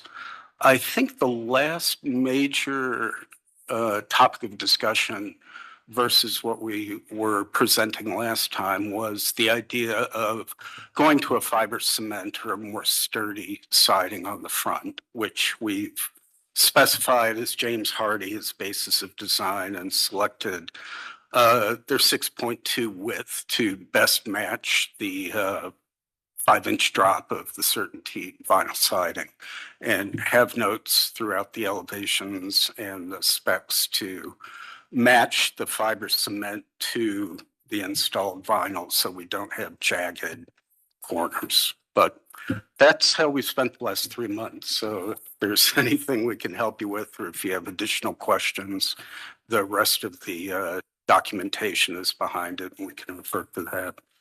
Excellent. Thank you for the presentation. We'll begin with Design Review Advisory Committee recommendations. Thank you, Madam Chair. This project was reviewed by the Historic West Cleveland Design Review Advisory Committee on September 3rd. The committee was very appreciative with just the subtle changes that were made, noted that it has improved through this review process, and that this kind of prototype is contextual for the area, could be contextual for other areas in the future, and should continue as an aging in place prototype throughout the city. They're very excited about this new construction on Ellen and the possibility for that in the other, something similar in the other lots nearby. And so they recommended the issuance of a certificate of appropriateness with enthusiastic support. Excellent. Thank you. And landmark staff recommendations? Thank you, Madam Chair. Yeah, staff feels that this is a great example of appropriate architecture, infill architecture in a historic district. With the changes that were made between schematic review and what we're seeing today, I think it went from a really good house to just a great house. Like it fits in the neighborhood well, the materials are appropriate. I guess no notes other than we recommend approval with support for any required variances. Excellent. Thank you. Then we'll open up the floor of the commission for questions and comments. You'd like to start us off? One more. There you go. I guess I'll start us off. I agree with staff's comment. I think this is a great example of really working, being very sensitive to the area, but also the needs and desires of the owner of what you're trying to achieve. And I think this is a great solution, and in full support. And appreciate you taking our feedback into consideration and adding the handrails and the details, because I think I agree with staff that it's a great example of really trying to meld the need with the historic district. So thank you. Thank you both. Thank you. Other questions and comments from the commission? Mr. Dulick? Thank you, Madam Chair. Yeah, I just want to reiterate the support and the appreciation for the attention to detail, and just what I think is, as site specific as it is, it seems very universal and prototypical. So I think that's a rare achievement, and I think really excited to see this get built. One small comment, having reviewed the details, and again, thank you for the attention to all those details. It's that corner transition from how you do the edge trim on the Hardy siding versus the built-in J-bead on the vinyl. I saw that was vinyl in both directions, even with the siding material. So to say that particular detail would be on any details where you have those transitions to be reviewed by administrative review by landmark staff. That's all I would suggest. But we'll get there in CDs. Yeah. So thank you, Mr. Dulick. Any other questions and comments? Ms. Anderson? Real quick, I really appreciate what you've done and your thoughtful incorporation of our recommendations. I think this is a terrific project. I'm sure the neighborhood will be very happy to see this. I was just curious, as a real estate agent who works in the area, what is going to be the price? Do you have a guesstimate on what the price will be? I'm still working on a lot of those costs. This particular project, with a small lot historical site, you know, the lot, and also Green Enterprise. So it typically, you know, it does drive up the cost somewhat. So like a lot of houses, like if I'm building something that's more of a baseline house, it could be somewhere around, you know, 150 to 170 square foot, but when you start adding the extras, you get increases and it'll drive it up to, you know, closer to, you know, another like 14 to 20, you know, 20% higher. So, so again, this house right here, is specific for this lot in this neighborhood. So moving forward to work, and, you know, this design is flexible. So, yeah, we can make it larger, we can make it smaller, we could use a shell lot, a wider lot, do it attached. So, you know, there's a lot of flexibility and, on pricing and using it in other areas. Again, we could value engineer it to go for a lower cost per square foot. I don't know if I answered your question. That's okay. Thank you. Right. Any other questions or comments from the commission, or someone like to make a motion?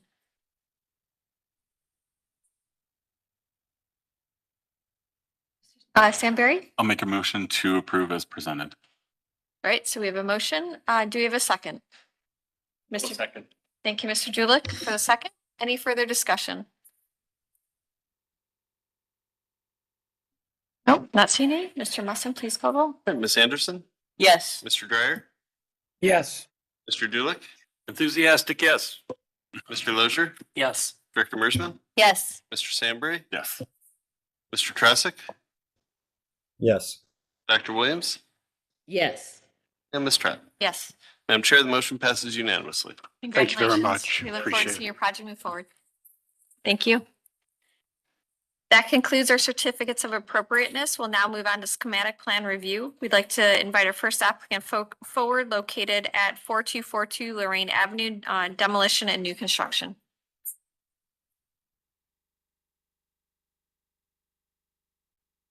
Hello.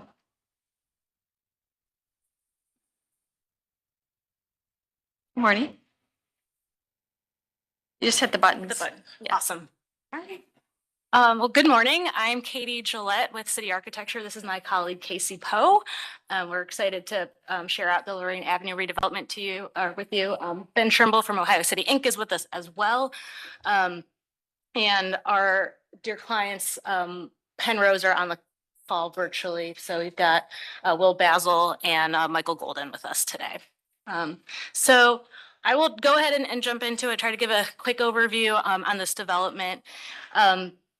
Last fall, the city of Cleveland put out an RFP to redevelop the McCafferty Health Center as an affordable housing development. This is in alignment with the city's Cleveland 2030 Housing Equity Plan. It's in alignment with Ohio City Inc.'s strategic plan, and really bringing much needed affordable housing to complement other investment that is seen in Ohio City in terms of residential, commercial, transit. So we're very excited. The site itself is at 44th and Lorraine Avenue. It'll be 1 1/3 acres. A portion of the site will be, the front right of way is going to be actually dedicated back to the city of Cleveland to help support the future implementation of the Lorraine Midway. And the development is a 4-story, 72-unit senior housing development, primarily 1-bedroom and studio apartments. It'll have some amenity spaces for residents, and notably, there will be a nonprofit, actually Ohio City Inc. will anchor the first floor corner space of the building. And we'll have 43 parking spaces as well as bike parking and bike amenities to support the development. If you flip to the next slide. Overall, like I mentioned, that the RFP came out last fall. We were delighted to be selected as the development team for this project, and we kind of hit the ground running really quickly. Community engagement has been a huge a priority for the project in terms of, keeping the community informed. I'm getting feedback. I can say with some confidence, the community has been very supportive and excited about the development, really a lot of curiosity. And I think it's been a really good dialogue. So we had several community meetings last fall, which helped us as the architects kind of really move quickly and put in an application in February to the Ohio Housing Finance Agency for 9% low-income housing tax credits. And those are incredibly competitive. We were really excited in May to find out that it was awarded the tax credits. So we've been very busy this summer with design, another round, or I should say another outreach to the community to make sure that we're headed in the right direction and we're developing a project that, is a win for everybody. And we have our final application that's due to OFA actually next week. And that again is just assurance to them that this is real, heading in the right direction, and is going to meet all their criteria and requirements for the project. And we'll continue to, we'll be back. We're continuing to glean feedback, glean pricing. We're really, in some kind of intense discussions with our contractor, John G. Johnson, on how to make this really the best project for everybody, and the best project that we can afford. So to the next slide, please. So again, we're at the northeast corner of Lorraine and 44th. So this is just the district level map. If you flip to the next slide. So this is the current site. Again, the McCafferty Health Center, built early 70s. It feels very 1970s just in its architecture and its urban form. It's, a building centered in the middle of a site surrounded by parking. So as it gets redeveloped, it will be completely rethought and reapproached to create a much more, pedestrian friendly and honestly more something closer in line to the original historic context of the neighborhood. And here's a few photographs. And so the building is going to be demolished. Right now it is very lightly occupied by the city health department. I'd say maybe 20% occupied there. So services will be relocated, over the next several months. Of course, next slide. And this gives you a sense of the immediate context next to the site. Again, it's a lot of mixed use or light industrial type buildings, some historic, some new construction, tire shop directly across the street as well. So these are all from Lorraine Avenue. Next slide. And then over to 44th, again, the sort of that neighborhood fabric is more sparse. And then next slide, I'll give you West 44th Street, sort of going north. Again, a lot of 1 and 2 family residential type buildings. And then on the bottom right, that's Fulton Court. So that's sort of, that abuts the north side of the development site. And next slide. And just because it's always fun, some historic maps, just to give you a sense of what this was, say 100 years ago. It was a lot of, mostly 1-2 family type development over at this corner, actually, with a little bit of, again, low density mixed use. And then with that, I think it's Casey's turn. Thanks.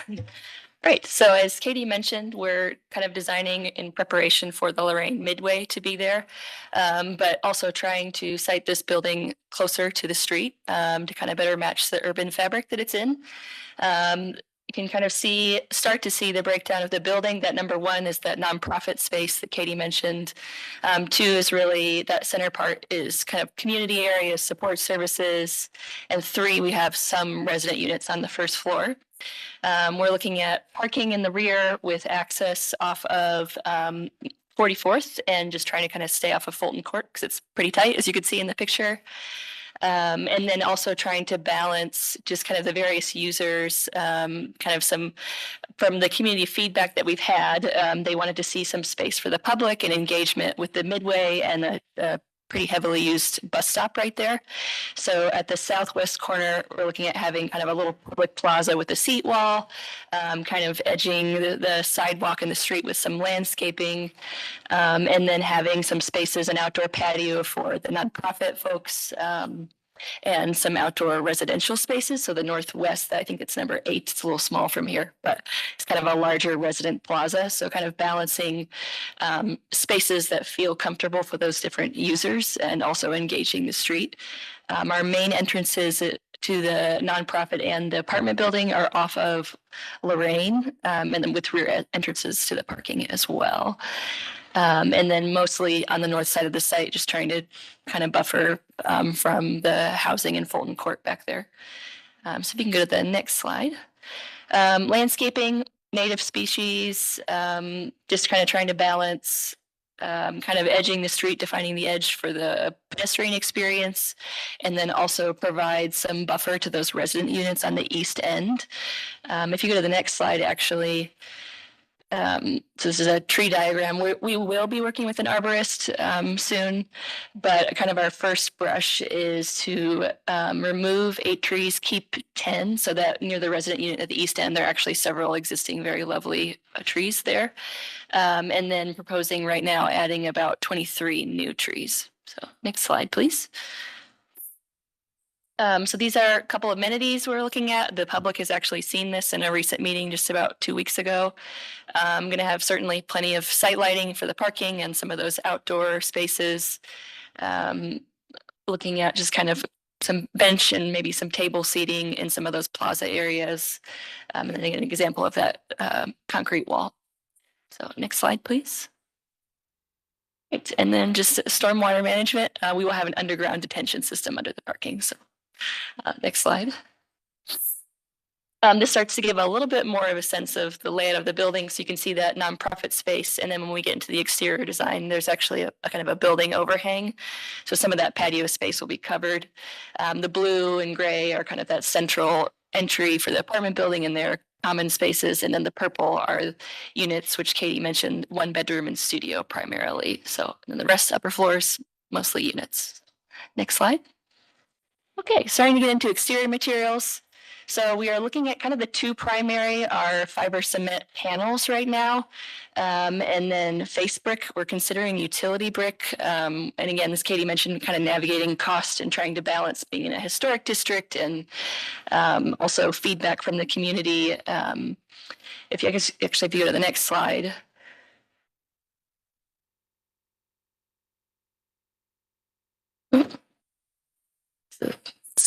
It's taking a second. It's tired. It's been through a lot.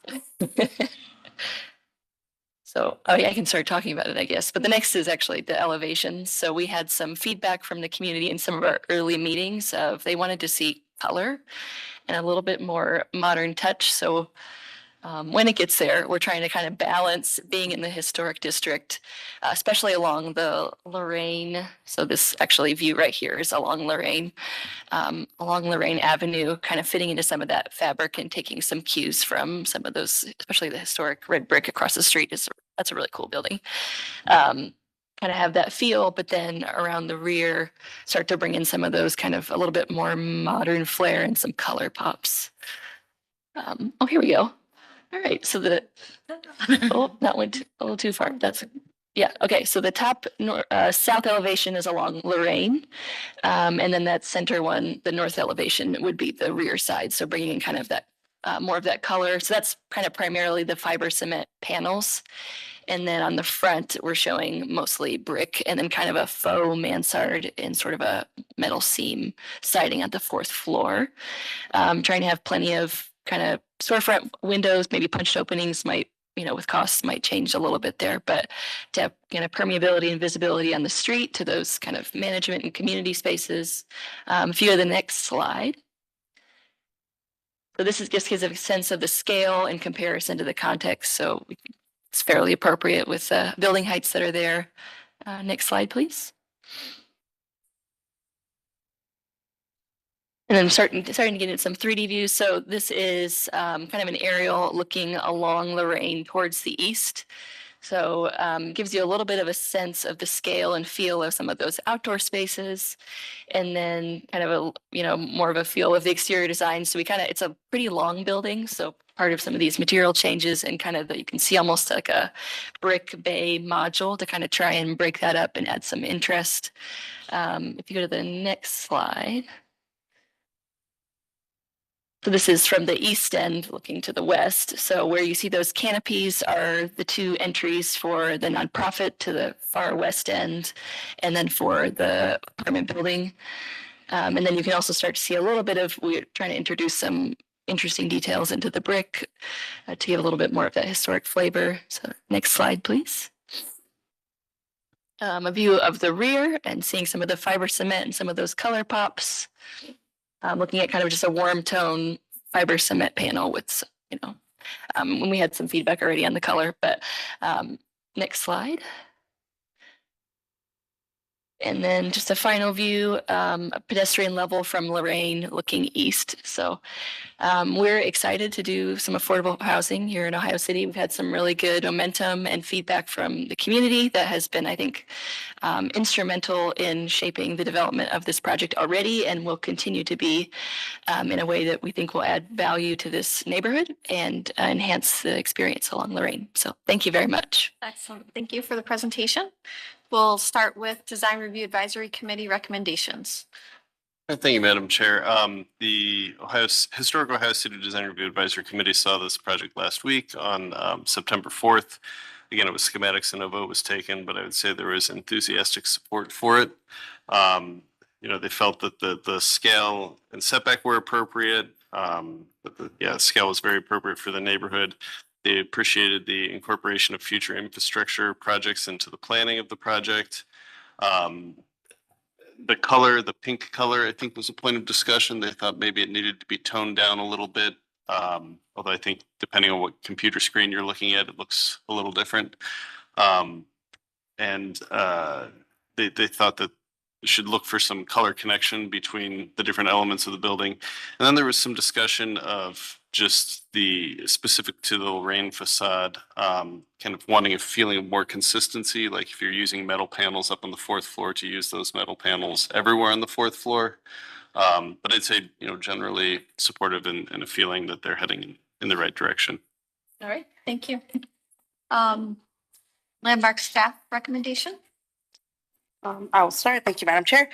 So this is a project that's proposing a demolition of existing building and new construction. And so per our process for reviewing a demolition project, we did have a site visit completed on August 25th, 2025. And then we do have some background history.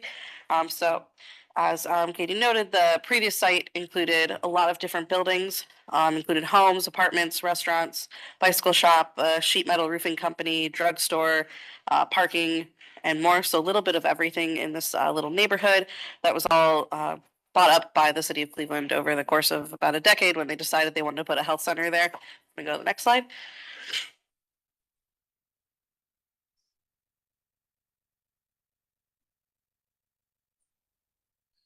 I did it. Where?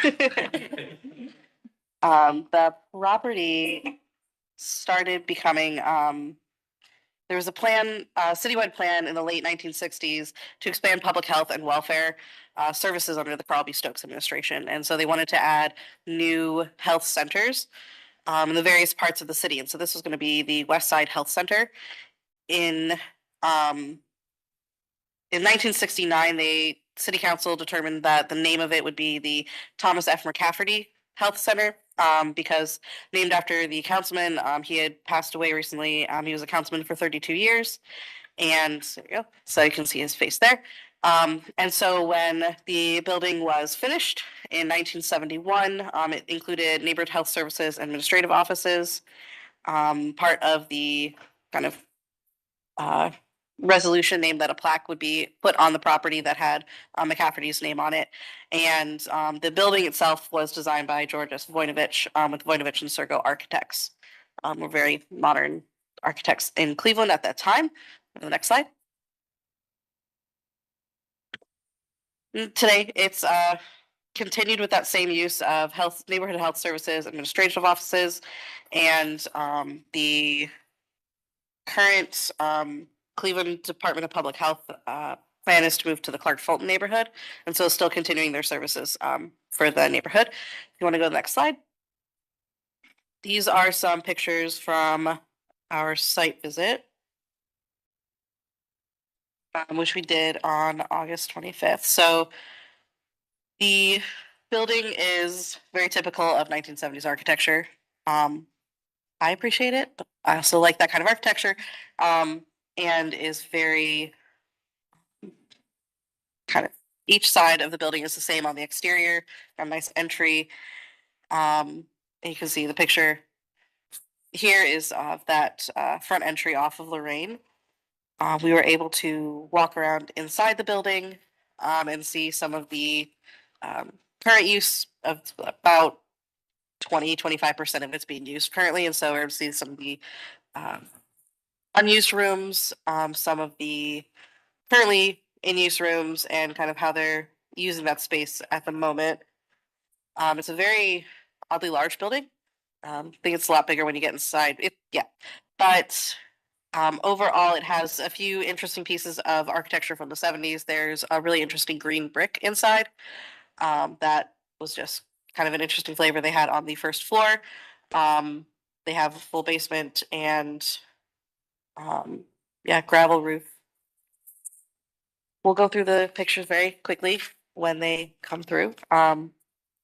But overall, the building was built for a very specific use in 1971, has continued with that use, and the use for the site has changed, and so necessitates kind of a change for the building. But Dan, I'll put it back to you, and we'll just. All right, thank you. Yeah, we're just waiting for these, for the slide deck to catch up. So I guess once that does, we can go through the photos from the site visit. But in the meantime, I guess I'll just share staff's thoughts on the project. We have no real problem with the proposed demolition. We think that the building is certainly of its time and has some interests, but it's functionally obsolete. And this is certainly a higher and better use for the property. Really pleased with the direction the project is taking. Is kind of opposite of the local design review committee. We kind of feel that the Lorraine Avenue facade could use some more variation. Maybe in some areas the brick could come higher up and you could lose the metal panels, or just, play with that a bit. But I think that's, you could go either direction on that, and I think it would work well. I think that the pink is a nice gesture. And again, I think it depends on what that actual color looks like, but I assume there'll be more study of that. Yes, absolutely. Based on the feedback you've gotten from multiple sources. We'd also like to see some introduction of color on that Lorraine elevation. Some color there as opposed to just the gray panels would be nice. But generally we're supportive, appreciate it, incorporating the future plans for the Lorraine Midway in there and taking that into consideration. We would like to see, since that Midway plan is still a ways off, we'd like to see a site plan of what things are going to look like in the meantime, the immediate future. So just when you come back for next presentation, but you can see some of the photos are up now. If they start moving forward, I've got 3 screens and they're all on different photos, so I'm not sure. I guess with that, Madam Chair, I'm happy to go through the photos once the deck catches up. Okay. Well, why don't we start review of the design while the photos catch up? Right? Because it does seem like, obviously, I can see all 3 screens too, and they are different ones. Okay. So then we will open up the floor to the commission for questions and comments. Mr. Dreyer. Hi, I like the building a lot.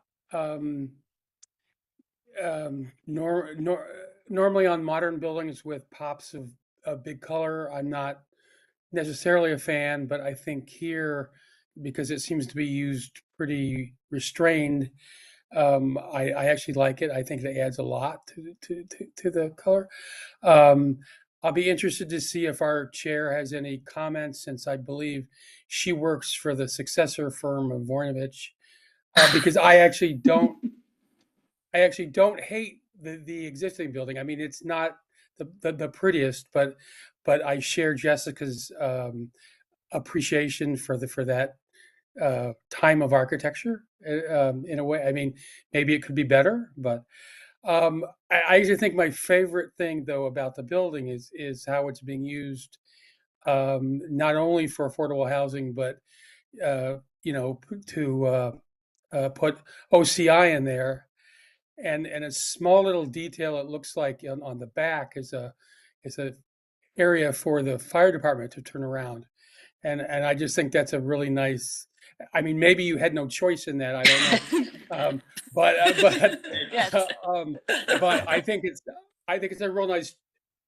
It's just a real nice connection to the community that maybe a lot of people won't really even appreciate, but it really links it in. So thank you. Thank you, Mr. Dryer. Other questions and comments from the commission? Director Merschman?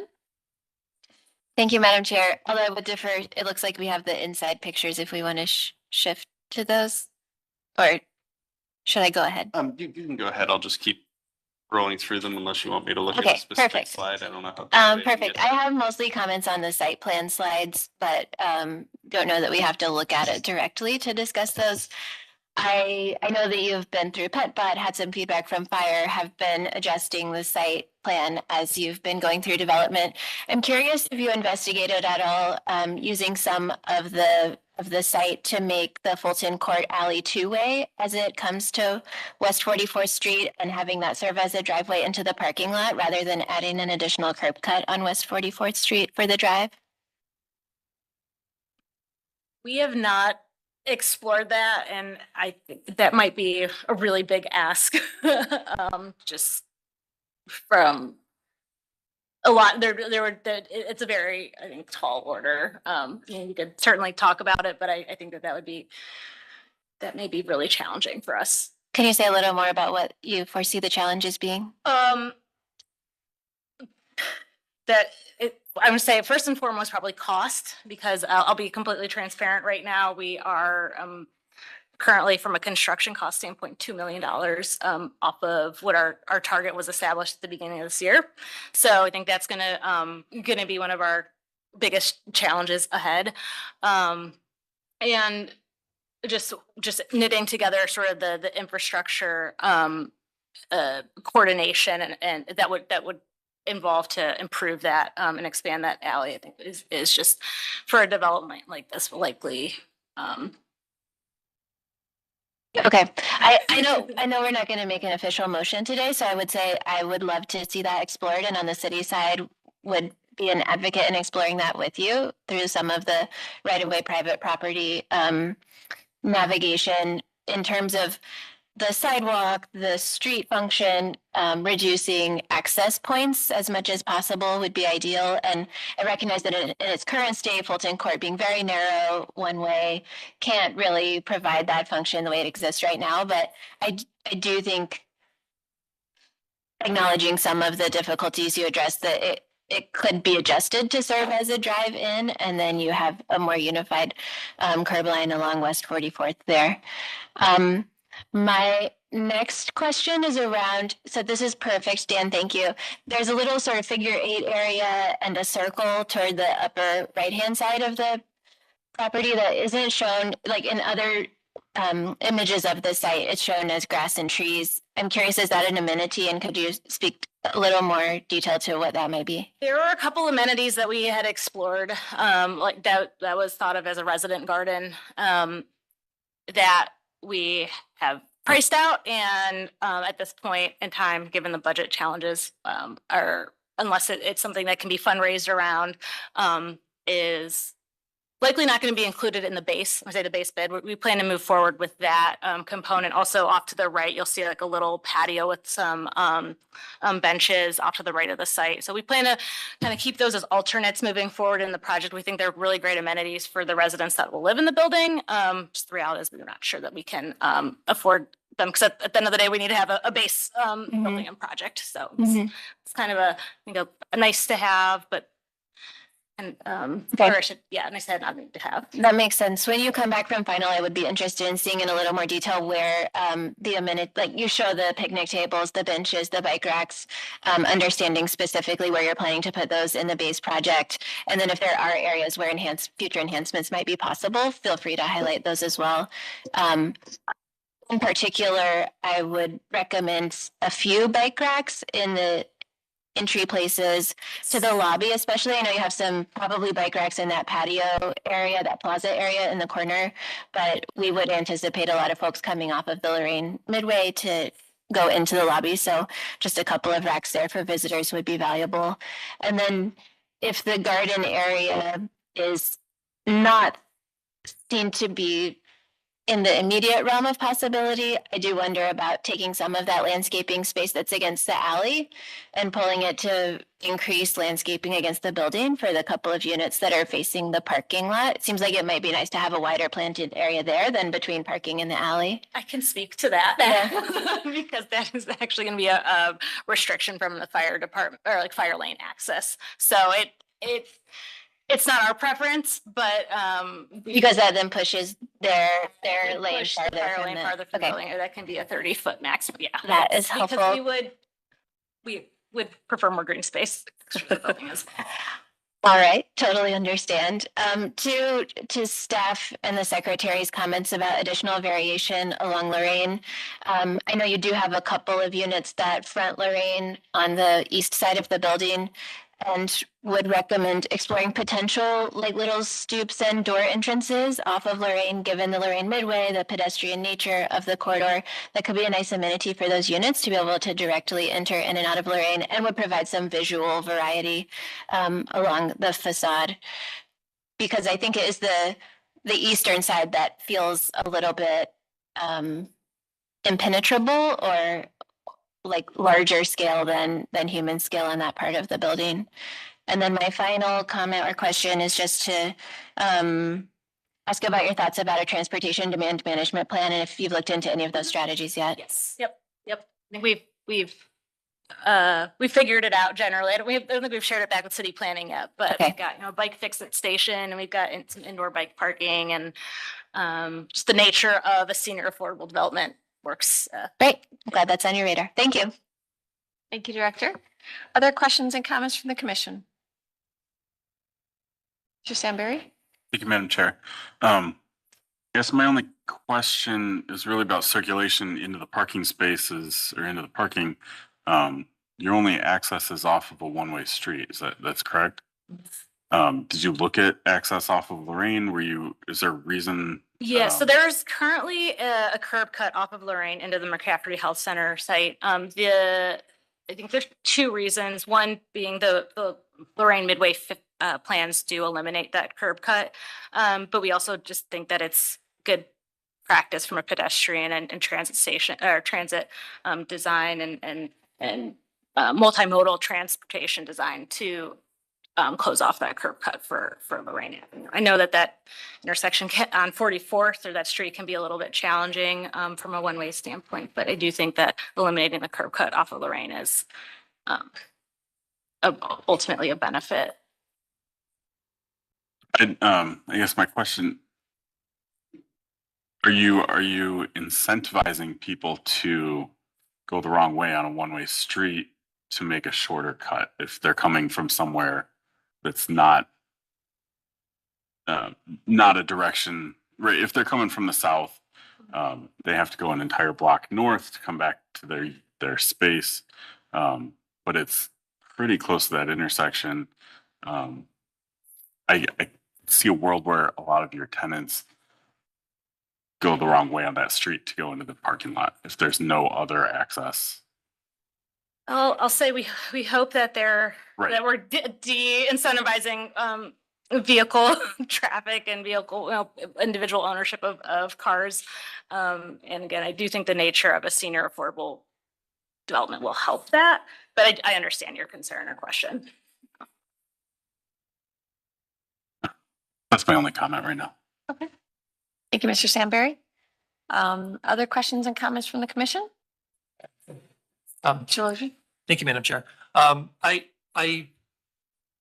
I want to sort of continue on with what Mr. Sandberg is saying. I think a traffic, if there hasn't been a traffic study done already, I think that that's something certainly worth investigating. We just approved a fairly large development across the street on 44th as well, which will be adding additional traffic to this particular intersection.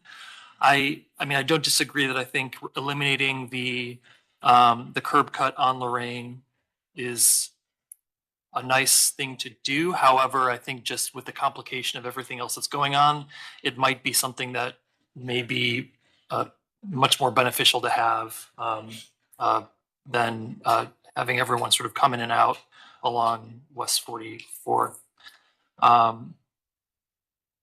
Or figuring out how best to sort of navigate around Fulton Court too. And maybe that's an additional sort of touch point with the city around how best to sort of utilize those areas.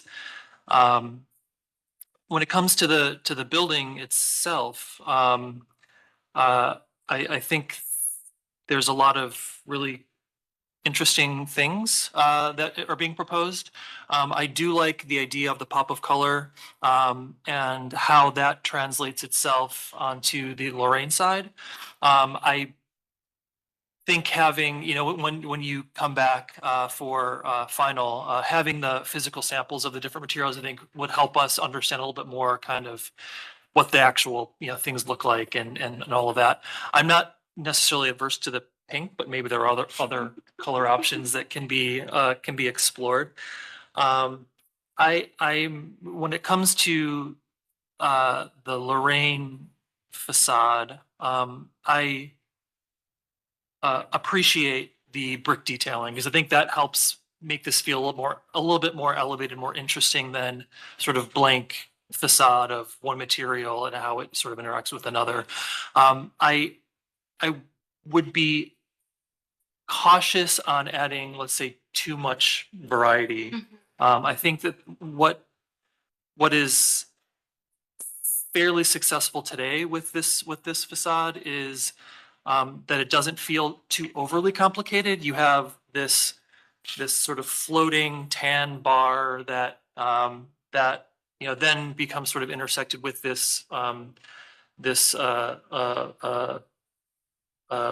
brick element that becomes, you know, two-story, you know, becomes multiple stories and then sort of intersects with that as it comes to the roof line. I don't mind that. I think the one thing that throws me a little bit is the westernmost sort of separated brick area. I don't know if that's The bay on the left. Yeah, the bay on the that's left. been a common theme, so. Yeah, because I think it's a little bit incongruous with sort of the main partie where you have, again, those sort of two elements. I'd be interested to see how, you know, if that wasn't brick and if that was sort of just an extension of that sort of floating tan element. And then how do you announce the entry point there, maybe with the pop of color or with something else that sort of signifies that being an entrance? Yeah, just some other considerations there. But I think overall it's good sort of starting point for what we're seeing today. So I appreciate the presentation. Thank you, Mr. Lozier. Mr. Dulick? Thank you, Madam Chair. Yeah, I echo Mr. Lozier's comments regarding the facade treatment.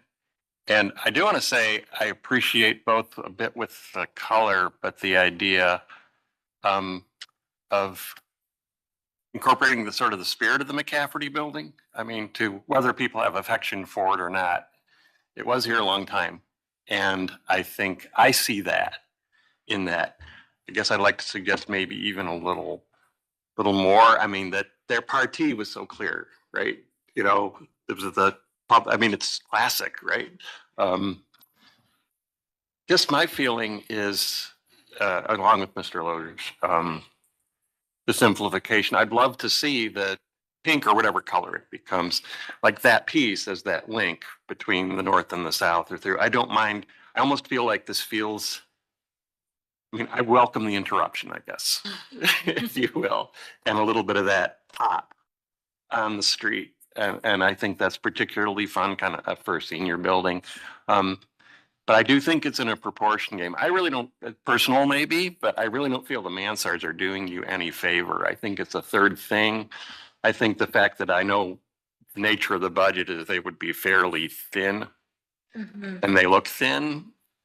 And I think honoring the spirit of McCafferty, I'd like whatever chunks of stuff. And I like the brick and the detail of the brick. And I think that's a really nice way to do it. But the spirit of McCafferty was a very three-dimensional thing and really not about facades. It was a big box on a big box in a green space, a machine in a garden. And I think that spirit not only needs to be honored, I think it will help your architecture, which again is going in a good direction.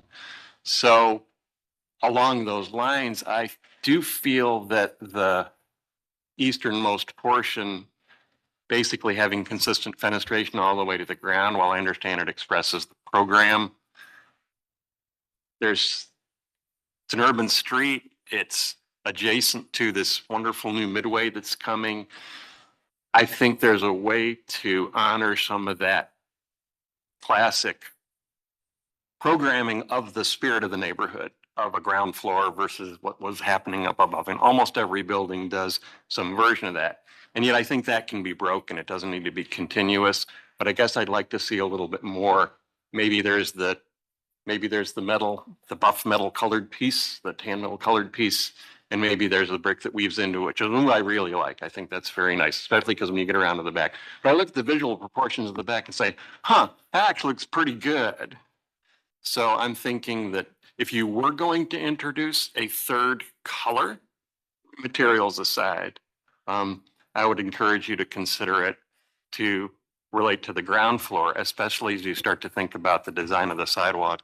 And that will inform actually how the design of the midway field is, like taking what's going to be this multi-use path and thinking about, well, how does that speak to that first story that you experience as you're walking along that path? These are all just suggestions about how this can not only feel more contextual, honor the McCafferty, but also, I think, make your proportions even better. And I won't repeat the comment about the little stray piece. Part of me likes it as a coda, but maybe that move is for the pink or colored entry piece for the building that does that. And there's another way to announce OCI.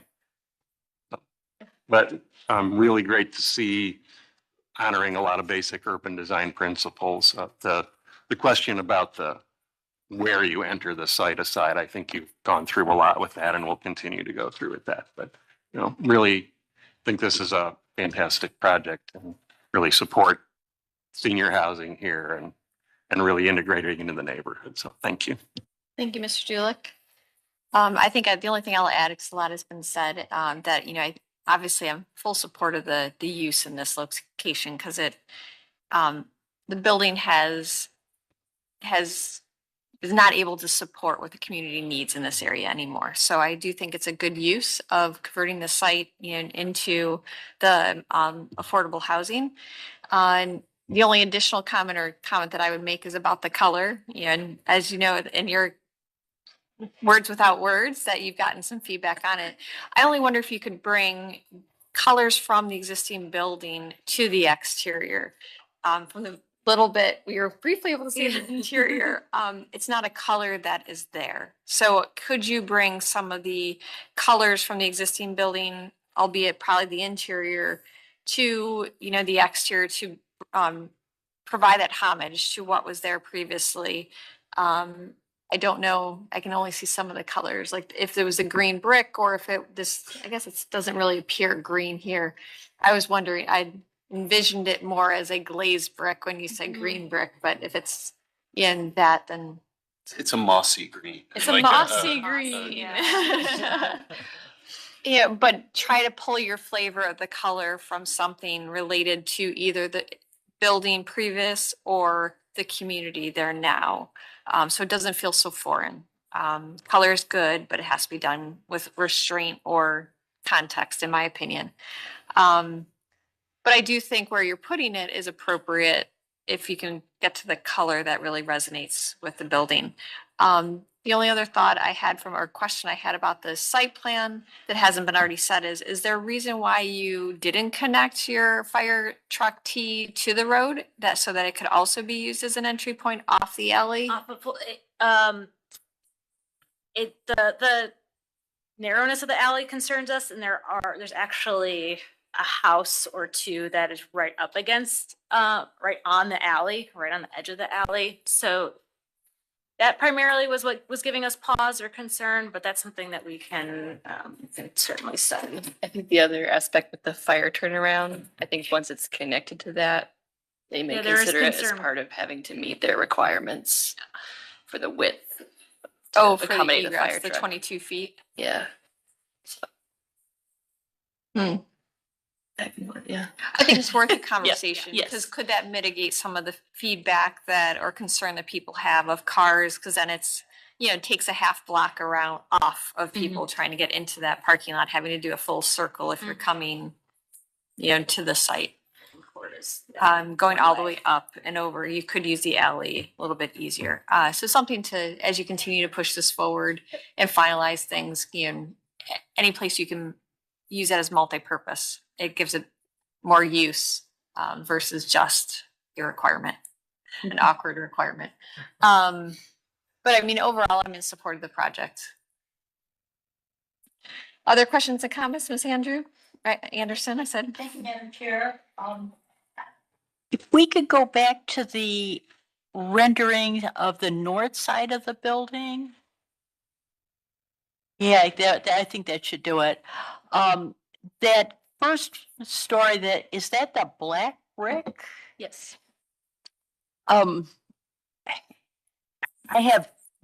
really have issues with these black and gray post-conflagration color palette, but especially there for a couple of reasons. One is you're on the north side, which is not going to get a lot of sunlight. Sunlight comes on the south, east, and west. And I can tell you, as an old person, having as much light as possible is important. So there's just not going to be, it's going to reflect more of a dark shadow. It's going to reinforce the darkness and the shadow, and being able to navigate with as much light as possible is very important. So I think something, maybe introducing some of the colors from the previous building in that location to brighten it up a little bit and make it easier for senior citizens to see. And I think a lot of the other comments I agree with. I think getting in and out of there on 44th could be problematic. And, with the logo design review said it toned down the fuchsia a little bit would be appropriate. So those are my comments. Thank you, Ms. Anderson. Any other questions or comments? Knowing this is a schematic review, do you feel, and we're not taking a vote, do you feel like you've received enough feedback to continue the development of your design? Yeah, thank you. All Yes. right. Well, thank you. We look forward to seeing you come back with your final design. Thank you very much. Thank you. That then concludes our schematic plan reviews. For today, we'll move on to meeting minute approval. There was one meeting minutes from April 8th, 2021 that were circulated. Does anyone have any comments on them, or would someone like to put forward a motion for approval?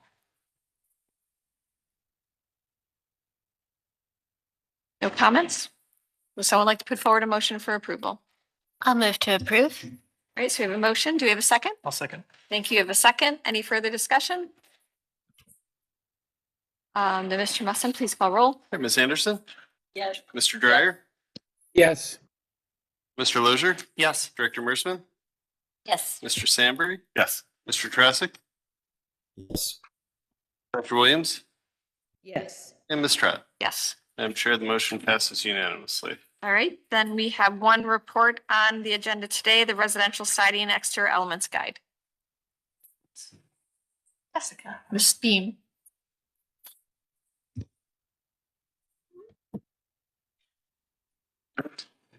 there's working on that.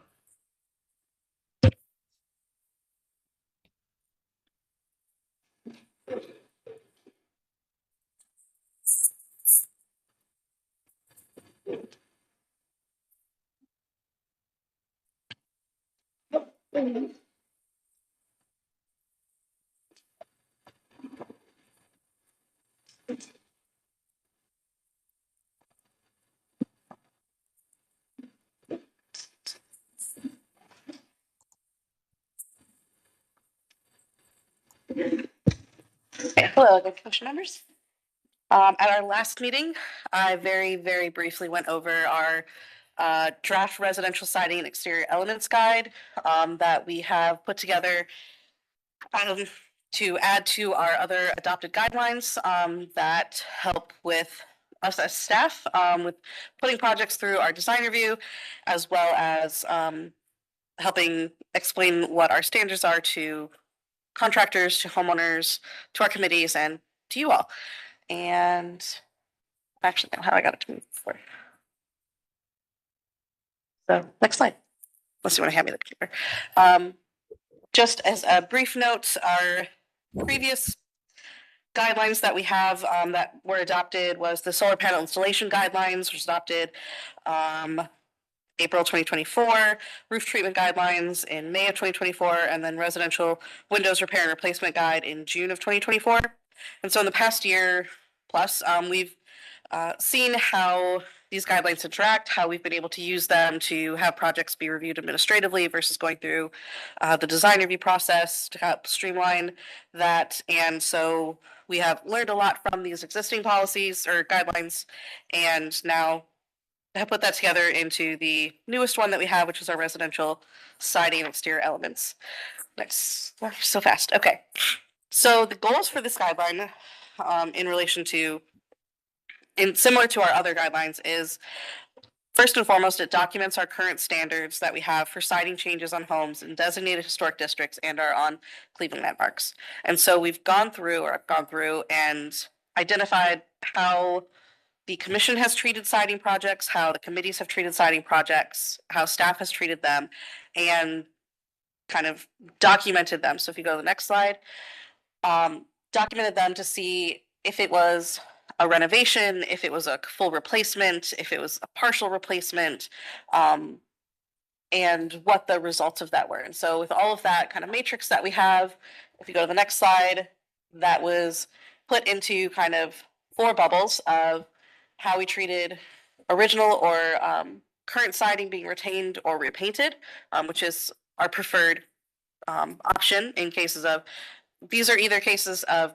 that was the only part that was proposed was a siding project, or it was part of a larger renovation project on a building, on a home, specific to homes. For a majority of original and current siding projects, we had 4 that were approved by the Landmarks Commission, 9 that were approved by design review. There was projects that included upgraded siding proposed as a treatment, and that's composite siding, hardy, like a cementitious siding. And 7 of those were approved by this commission. 1 was denied. It was a tie, and then it returned back and was later approved. 2 were approved by design review. And we had current vinyl to new vinyl. And so that's the home existing as present, as it was, designated in a district, it had vinyl on it. And the way those were treated is that in those cases, we had 3 that were approved by this commission, 6 that were approved by design review. The cases that got a little bit more complicated are the ones that were replacing original wood siding with replacement vinyl. And so of those 10 cases that we saw in January 2023 to July 2025, of those, 4 of them were approved by the Landmarks Commission with very specific conditions, in that they do not have the vinyl on the front or street-facing sides of the home.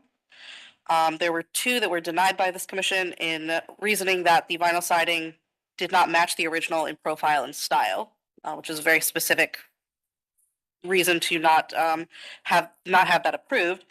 2 of them were approved at the design review level with conditions to retain or replicate the decorative siding elements on the front elevation or with the front removed from scope.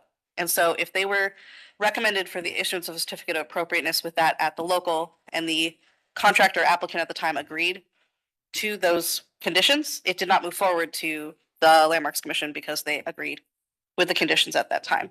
So if we have a project like that that is recommended for approval with very specific conditions, we do offer the applicant, like, can you meet these conditions? If you can, great, we're done meeting with you. If not, it goes to Landmarks Commission. And so that's why there's that some approved at local versus landmarks. And then at the time this was put together in July, there were a few in process with no decision made yet. And so looking at kind of how those were treated, how we looked at those, we wanted to have that written down. And so it's in a very clear format that we can see, our applicants can see, you know, this is what we expect for homes for residents in our historic districts. Another use for this guide is that it explains the steps for review for any changes. So that way it's clear of, if you do this, then it goes to design review. If it goes to design review and it gets this result, it'll go to landmarks. This also creates transparency for our treatment of projects, which is really helpful in kind of reducing the projects that we have where client comes and say, my neighbor has this, why can't I have that too? And so having this outlined very clearly, transparency, and explaining, you know, there's very specific cases, maybe that home already had clapboard siding, they want to put clapboard siding on, maybe your home had shingle siding and you want to put clapboard. So really kind of adding that transparency is very helpful. This also will clarify the levels of staff administrative review. And so this is really for staff to say that the guide that is presented is what staff is comfortable with administratively approving. So not needing design review, this is what our standards are.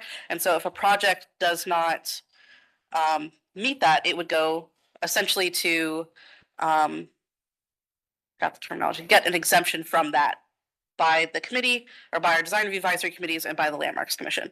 And so it's kind of just clarifying that for any of the projects. And it has educational bits in it on, you know, siding, trim, and other exterior elements. Kind of realized with having it very specific to residential, we wanted to make sure that we added a little bit of all the other parts. We could make an entirely other guide of, you know, 5+ pages just on porches in the city of Cleveland. And so that this exterior elements part of the guide includes little bits of all of those. In the future, we can definitely expand if needed. But right now we wanted to just include those as much as possible. And so it's broken into 6 sections.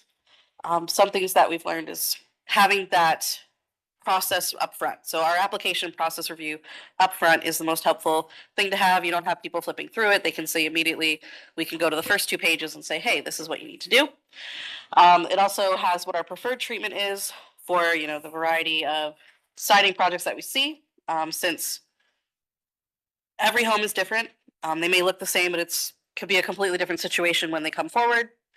And so we have, you know, a little bit of education on siding and trim that's relevant to the city of Cleveland, and as well as links to more resources.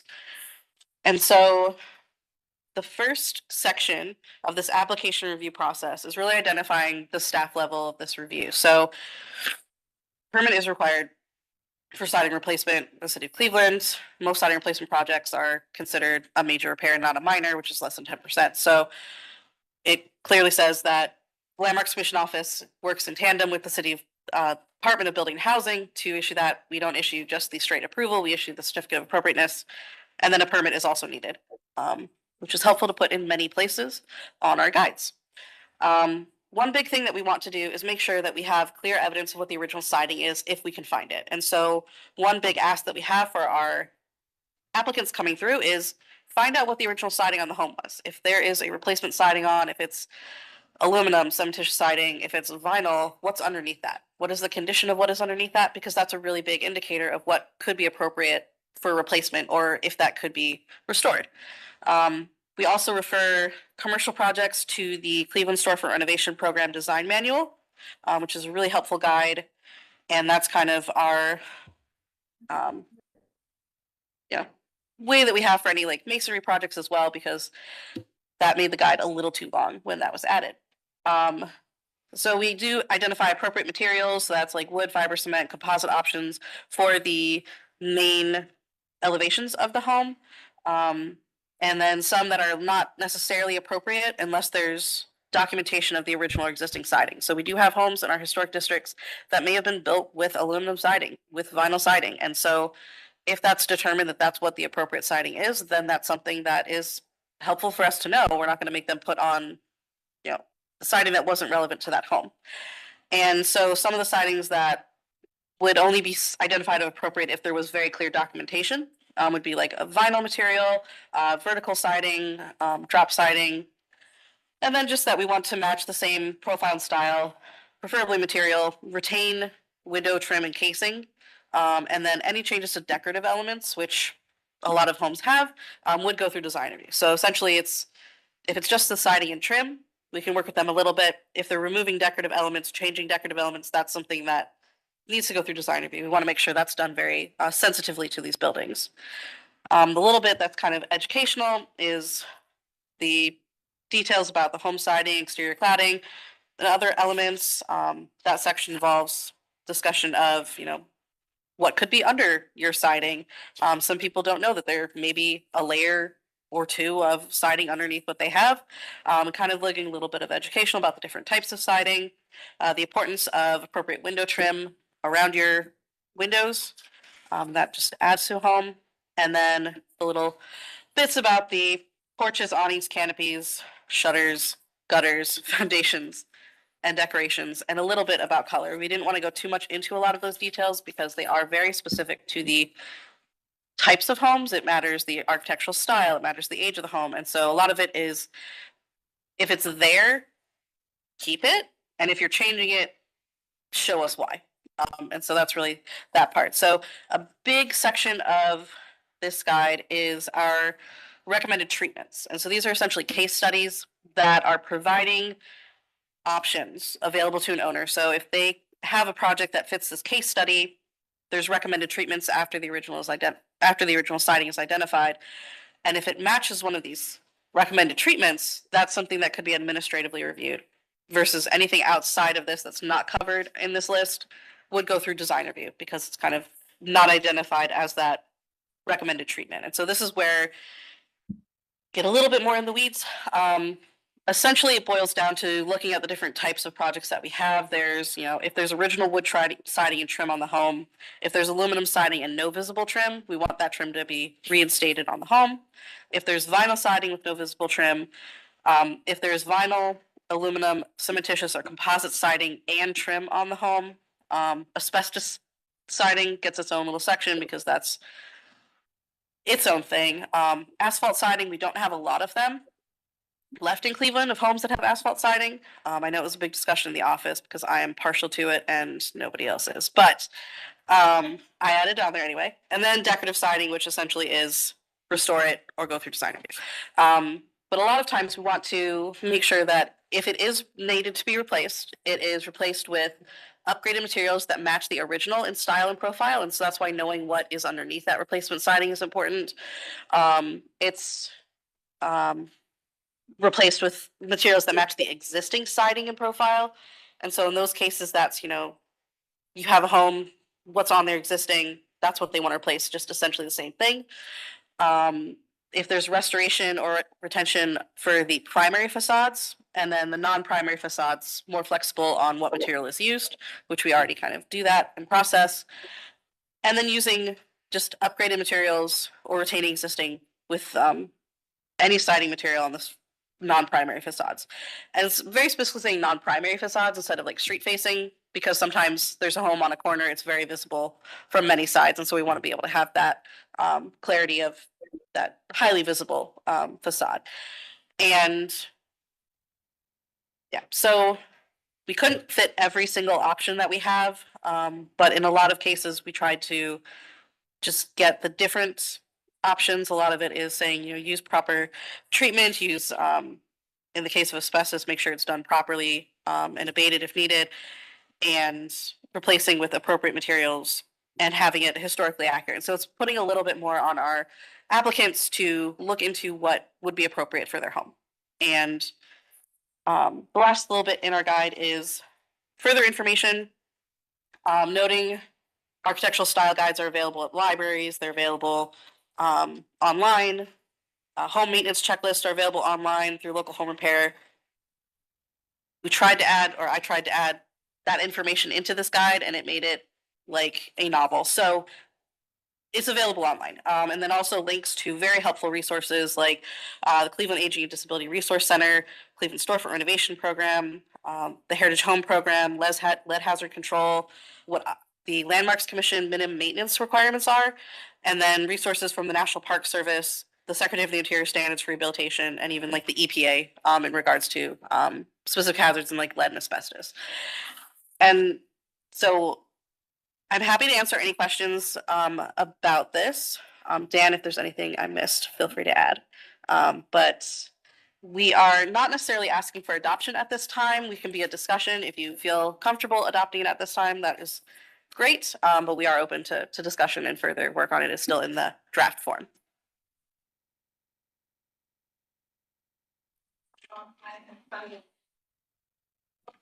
Didn't start my mic for once. I turned it off.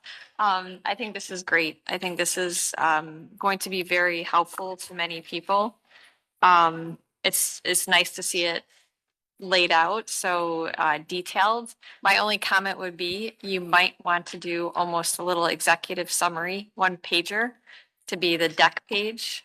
Yes. To say permits are required, you know, like exactly what you just said as you wrapped up the whole presentation, you know, match what is there or find out what's there and match the original if you can. If not, come back to us. You know, you might need that little, executive summary. Step by step. Yes. You know, just like here it is, like here's the 5 key points, you know, and here's the detail behind it. You know, everything behind it is to help. Just for exactly what you said is that sometimes people will look at, if somebody may not have the time, they may not even get past the first page. But if you can do a little executive summaries, you know, bullet points. It is in process. So we do have a half page that we have for all of our guides. Wanted to kind of make sure this was adopted before I made it. But yeah, so we want to have that half page that is brightly colored and has, you know, this is what you need to do. Permits needed in very big on the bottom, our contact information. And so we are working on having that for this guide. And so that way it's that little half sheet that we can even give to somebody and say, there's more information, but this is really the basic info that you need. But yes, yeah, that's definitely a need because this is a lot of words. Yeah, it's great though. I mean, it's great to see it, you know, very spelled out for people because there is confusion. Yeah. And especially because you know, we've said it in the past that not everyone is I won't say aware, but doesn't know what it means to own a structure. I'll put it there in a landmarks, you know, district. They may not be paying attention to that. So this is, you know, great for the education. So I think this is a lot of great work. So thank you for all the hard work you put into this. Anyone else have questions or comments? Ms. Anderson? Thank you, Madam Chair. This is wonderful. Long time coming, and I'm really happy to see you developing this and the other ones regarding the other aspects of the homes. And I agree that there probably should be some sort of like bullet points or, you know, there are people who are just not going to read through everything, and you know that. Well, know that, but something, you know, so they have a brief synopsis of what direction they need to go in.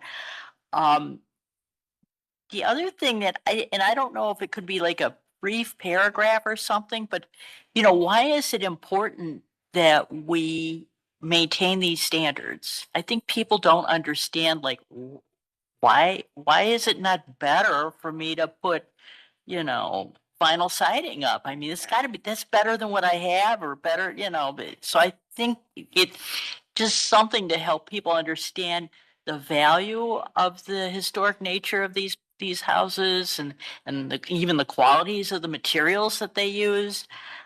You know, I don't want to, you know, nobody's going to want to read a long dissertation on that, but, you know, just maybe a paragraph of why are we doing this? Yeah. Because I think a lot of people don't That is don't true. relate. Yeah. So yeah, but this is wonderful. I just so happy to see this.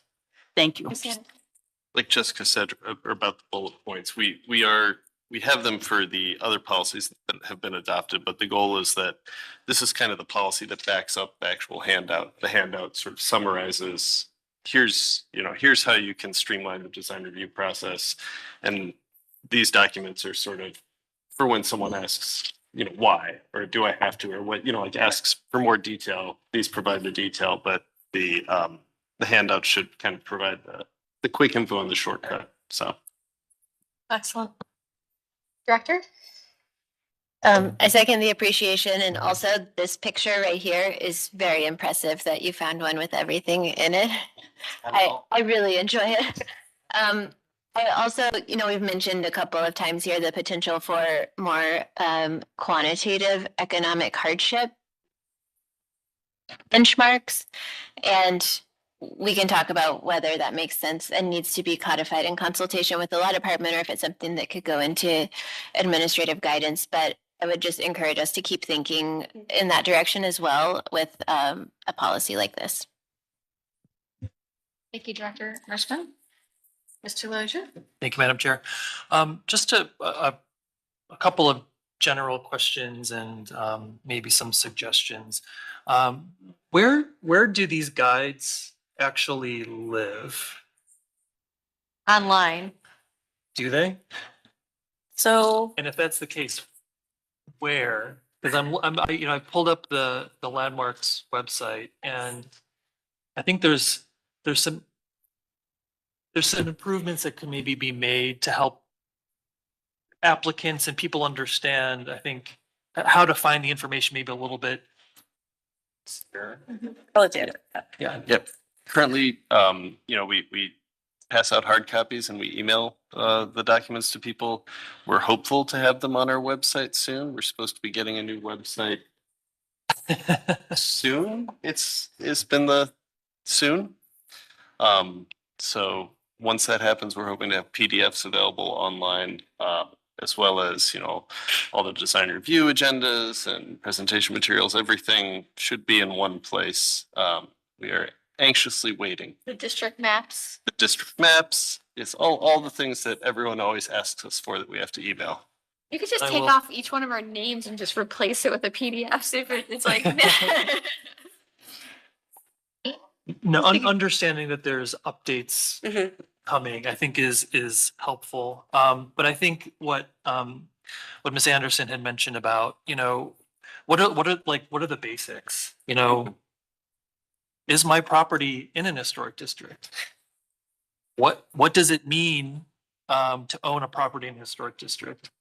Why is it all of those sort of important, the whys behind this process, I think, is also really important. Then also understanding, do I live in an historic district, and what's the design review advisory committee jurisdiction of where I live. So encouraged that there's updates that are coming, and excited to see kind of what those are and how all of this amazing work that you've been doing folds into this as well. So. You're also excited about that. Yes. It's great. Thank you, Mr. Lozier. Mr. Trosik? Yes, thank you, Madam Chair. To that point, I don't know if it exists now or not, but I was just on the city's website the other day for someone who wanted to know which new ward they were going to be in. And it was very easy on the city's website just to type in your address, and it told you specifically which current ward you're in, which new ward you're in. I don't know if the Landmarks website has that, but I think that would be very helpful. Yeah, through the chair, we do have through City Planning's GIS. You can you have to turn on the right layers, but you can tell if you're in a Landmark Historic District, National Register Historic District, individually designated Cleveland Landmark, National Register designated property. You can turn on all those different layers, and by typing in your address, tell what designations you might have, and your zoning and everything else. There's a lot on there. But we could probably highlight it more on our website specifically, as opposed to just on the planning GIS one. Even if it just said, go to the GIS to find out the details, sometimes it is a little bit of a scavenger hunt to find things. and get people there. You know, it's a scavenger hunt sometimes to like, let me think about this again. Like, which Mhm. one do you do first? So. I'm just looking at the design review. So one, you go to the City Planning Commission website. You can then go to landmarks, and then that brings up our page. But then to understand like what the design review process is, you have to go to the design review page, which is actually pretty helpful once you get there, because it has the sort of just the map that shows the big blocks of color, the different, different design review committees citywide. It'd be great if there was a sort of a parallel page for landmarks. It's just having that, similar information. We have requested that. Yes, It's definitely a need, yeah. Yeah. Yes. But this is, but again, this is all fantastic. The same things before. Right. Yeah, no, I think that's why there's confusion. And then it's contention because there's confusion. Where, I think that's sometimes I think I personally struggle with. It's like it is confusing and if you're not educated or in the profession. And I'm, being in the profession, sometimes I'm still like, I can't remember exactly where to look for certain things. Commissioner, I don't know where to point people. Yes, So I exactly. point them to you all, which Call you. And I think one of the struggles too is like, we're all in the office, spark preservation professionals, I mean, we went to school for this. This is what we've done with our careers. So I think you get to a certain comfort point or assumptions and forget that like this person has no clue what the Secretary of the Interior standards are, nor do they necessarily care. So it's really they just want to pull their permit and move forward with their project and view you as an obstacle standing in your way. So it's trying to educate them as to why these rules are in place, why we have landmarks districts, and then what the process is and how they can get through it the most efficiently. Yeah, no, I mean, I think this is great to educate them. I do agree. I mean, that's a great point of, what Ms. Anderson and Mr. Loger said, just that beginning, like, how do I even know if I'm in a landmarks district? Go to the GIS. You're like, how do I know, what do I do then? If I want to do this, what's the step-by-step or the education? Why is it important if I'm in a landmarks district? And then get to like, okay, if I'm in it, here's the important step. Here's what I have to do so that people can appreciate the value. Are you guys recommending that as like a preface to each of the policies or just like in the website once it comes online, we have a place to put all this stuff? I think actually almost both. I think you need it on the website to educate people because that is their central source of getting information. Not everybody can get down here. It's not the easiest or cheapest to get in here if people work. So they go more and more to online. But when they do actually get the physical, having it almost the backside, say, here's why, or here's how to figure out if you're a landmarks district. And then here's what you do if you want to do blank. So that's like, sort of the mission of, and the value of being in a landmarks district. Absolutely. I personally feel both. It should be online and with each guide and or smaller summary. Andrew? So the question is, do we feel comfortable approving these the exterior elements guide, residential siding exterior elements guide, or do we feel like it needs revision before we can approve it? If we're comfortable with it, with that feedback, then I would say, just for speed of allowing you to move forward with this, knowing how long it takes, I would recommend putting forward a motion to approve. I agree. And I am willing to make a motion to approve the residential siding and exterior elements guide as presented. With the feedback of adding additional Yes. introductory information and or a summary, a complimentary summary, short, like I say executive summary of, the guide itself. Once that document's done in final form, we can send it out to everybody. Okay, so we have a motion. Do we have a second? Mr. Samberry, we have a second. Any further discussion? No? All right, Mr. Lawson, please call the roll. Ms. Anderson? Yes. Mr. Dryer? Yes. Mr. Lozier, Yes. Director Mersman, Yes. Mr. Sandberg, Yes. Mr. Trasick, Yes. Dr. Williams, Yes. and Ms. Trent. Yes. Madam Chair, the motion passes unanimously. All right. Thank you for all the hard work. We appreciate it. Any administrative reports? Just that the former fire station house number 26 and the Tamir Rice Butterfly Memorial have both been submitted to council. We're expecting those to be introduced at the September 15th meeting. Next week, Carl and I are both going to be at the National Trespass Forward Conference in Milwaukee. And then in October, the Heritage Ohio Conference is coming up down in Canton. So nothing else. Excellent. All right, then we will adjourn today's meeting and look forward to seeing everybody in 2 weeks. Thank you. Have a great day. Thank you.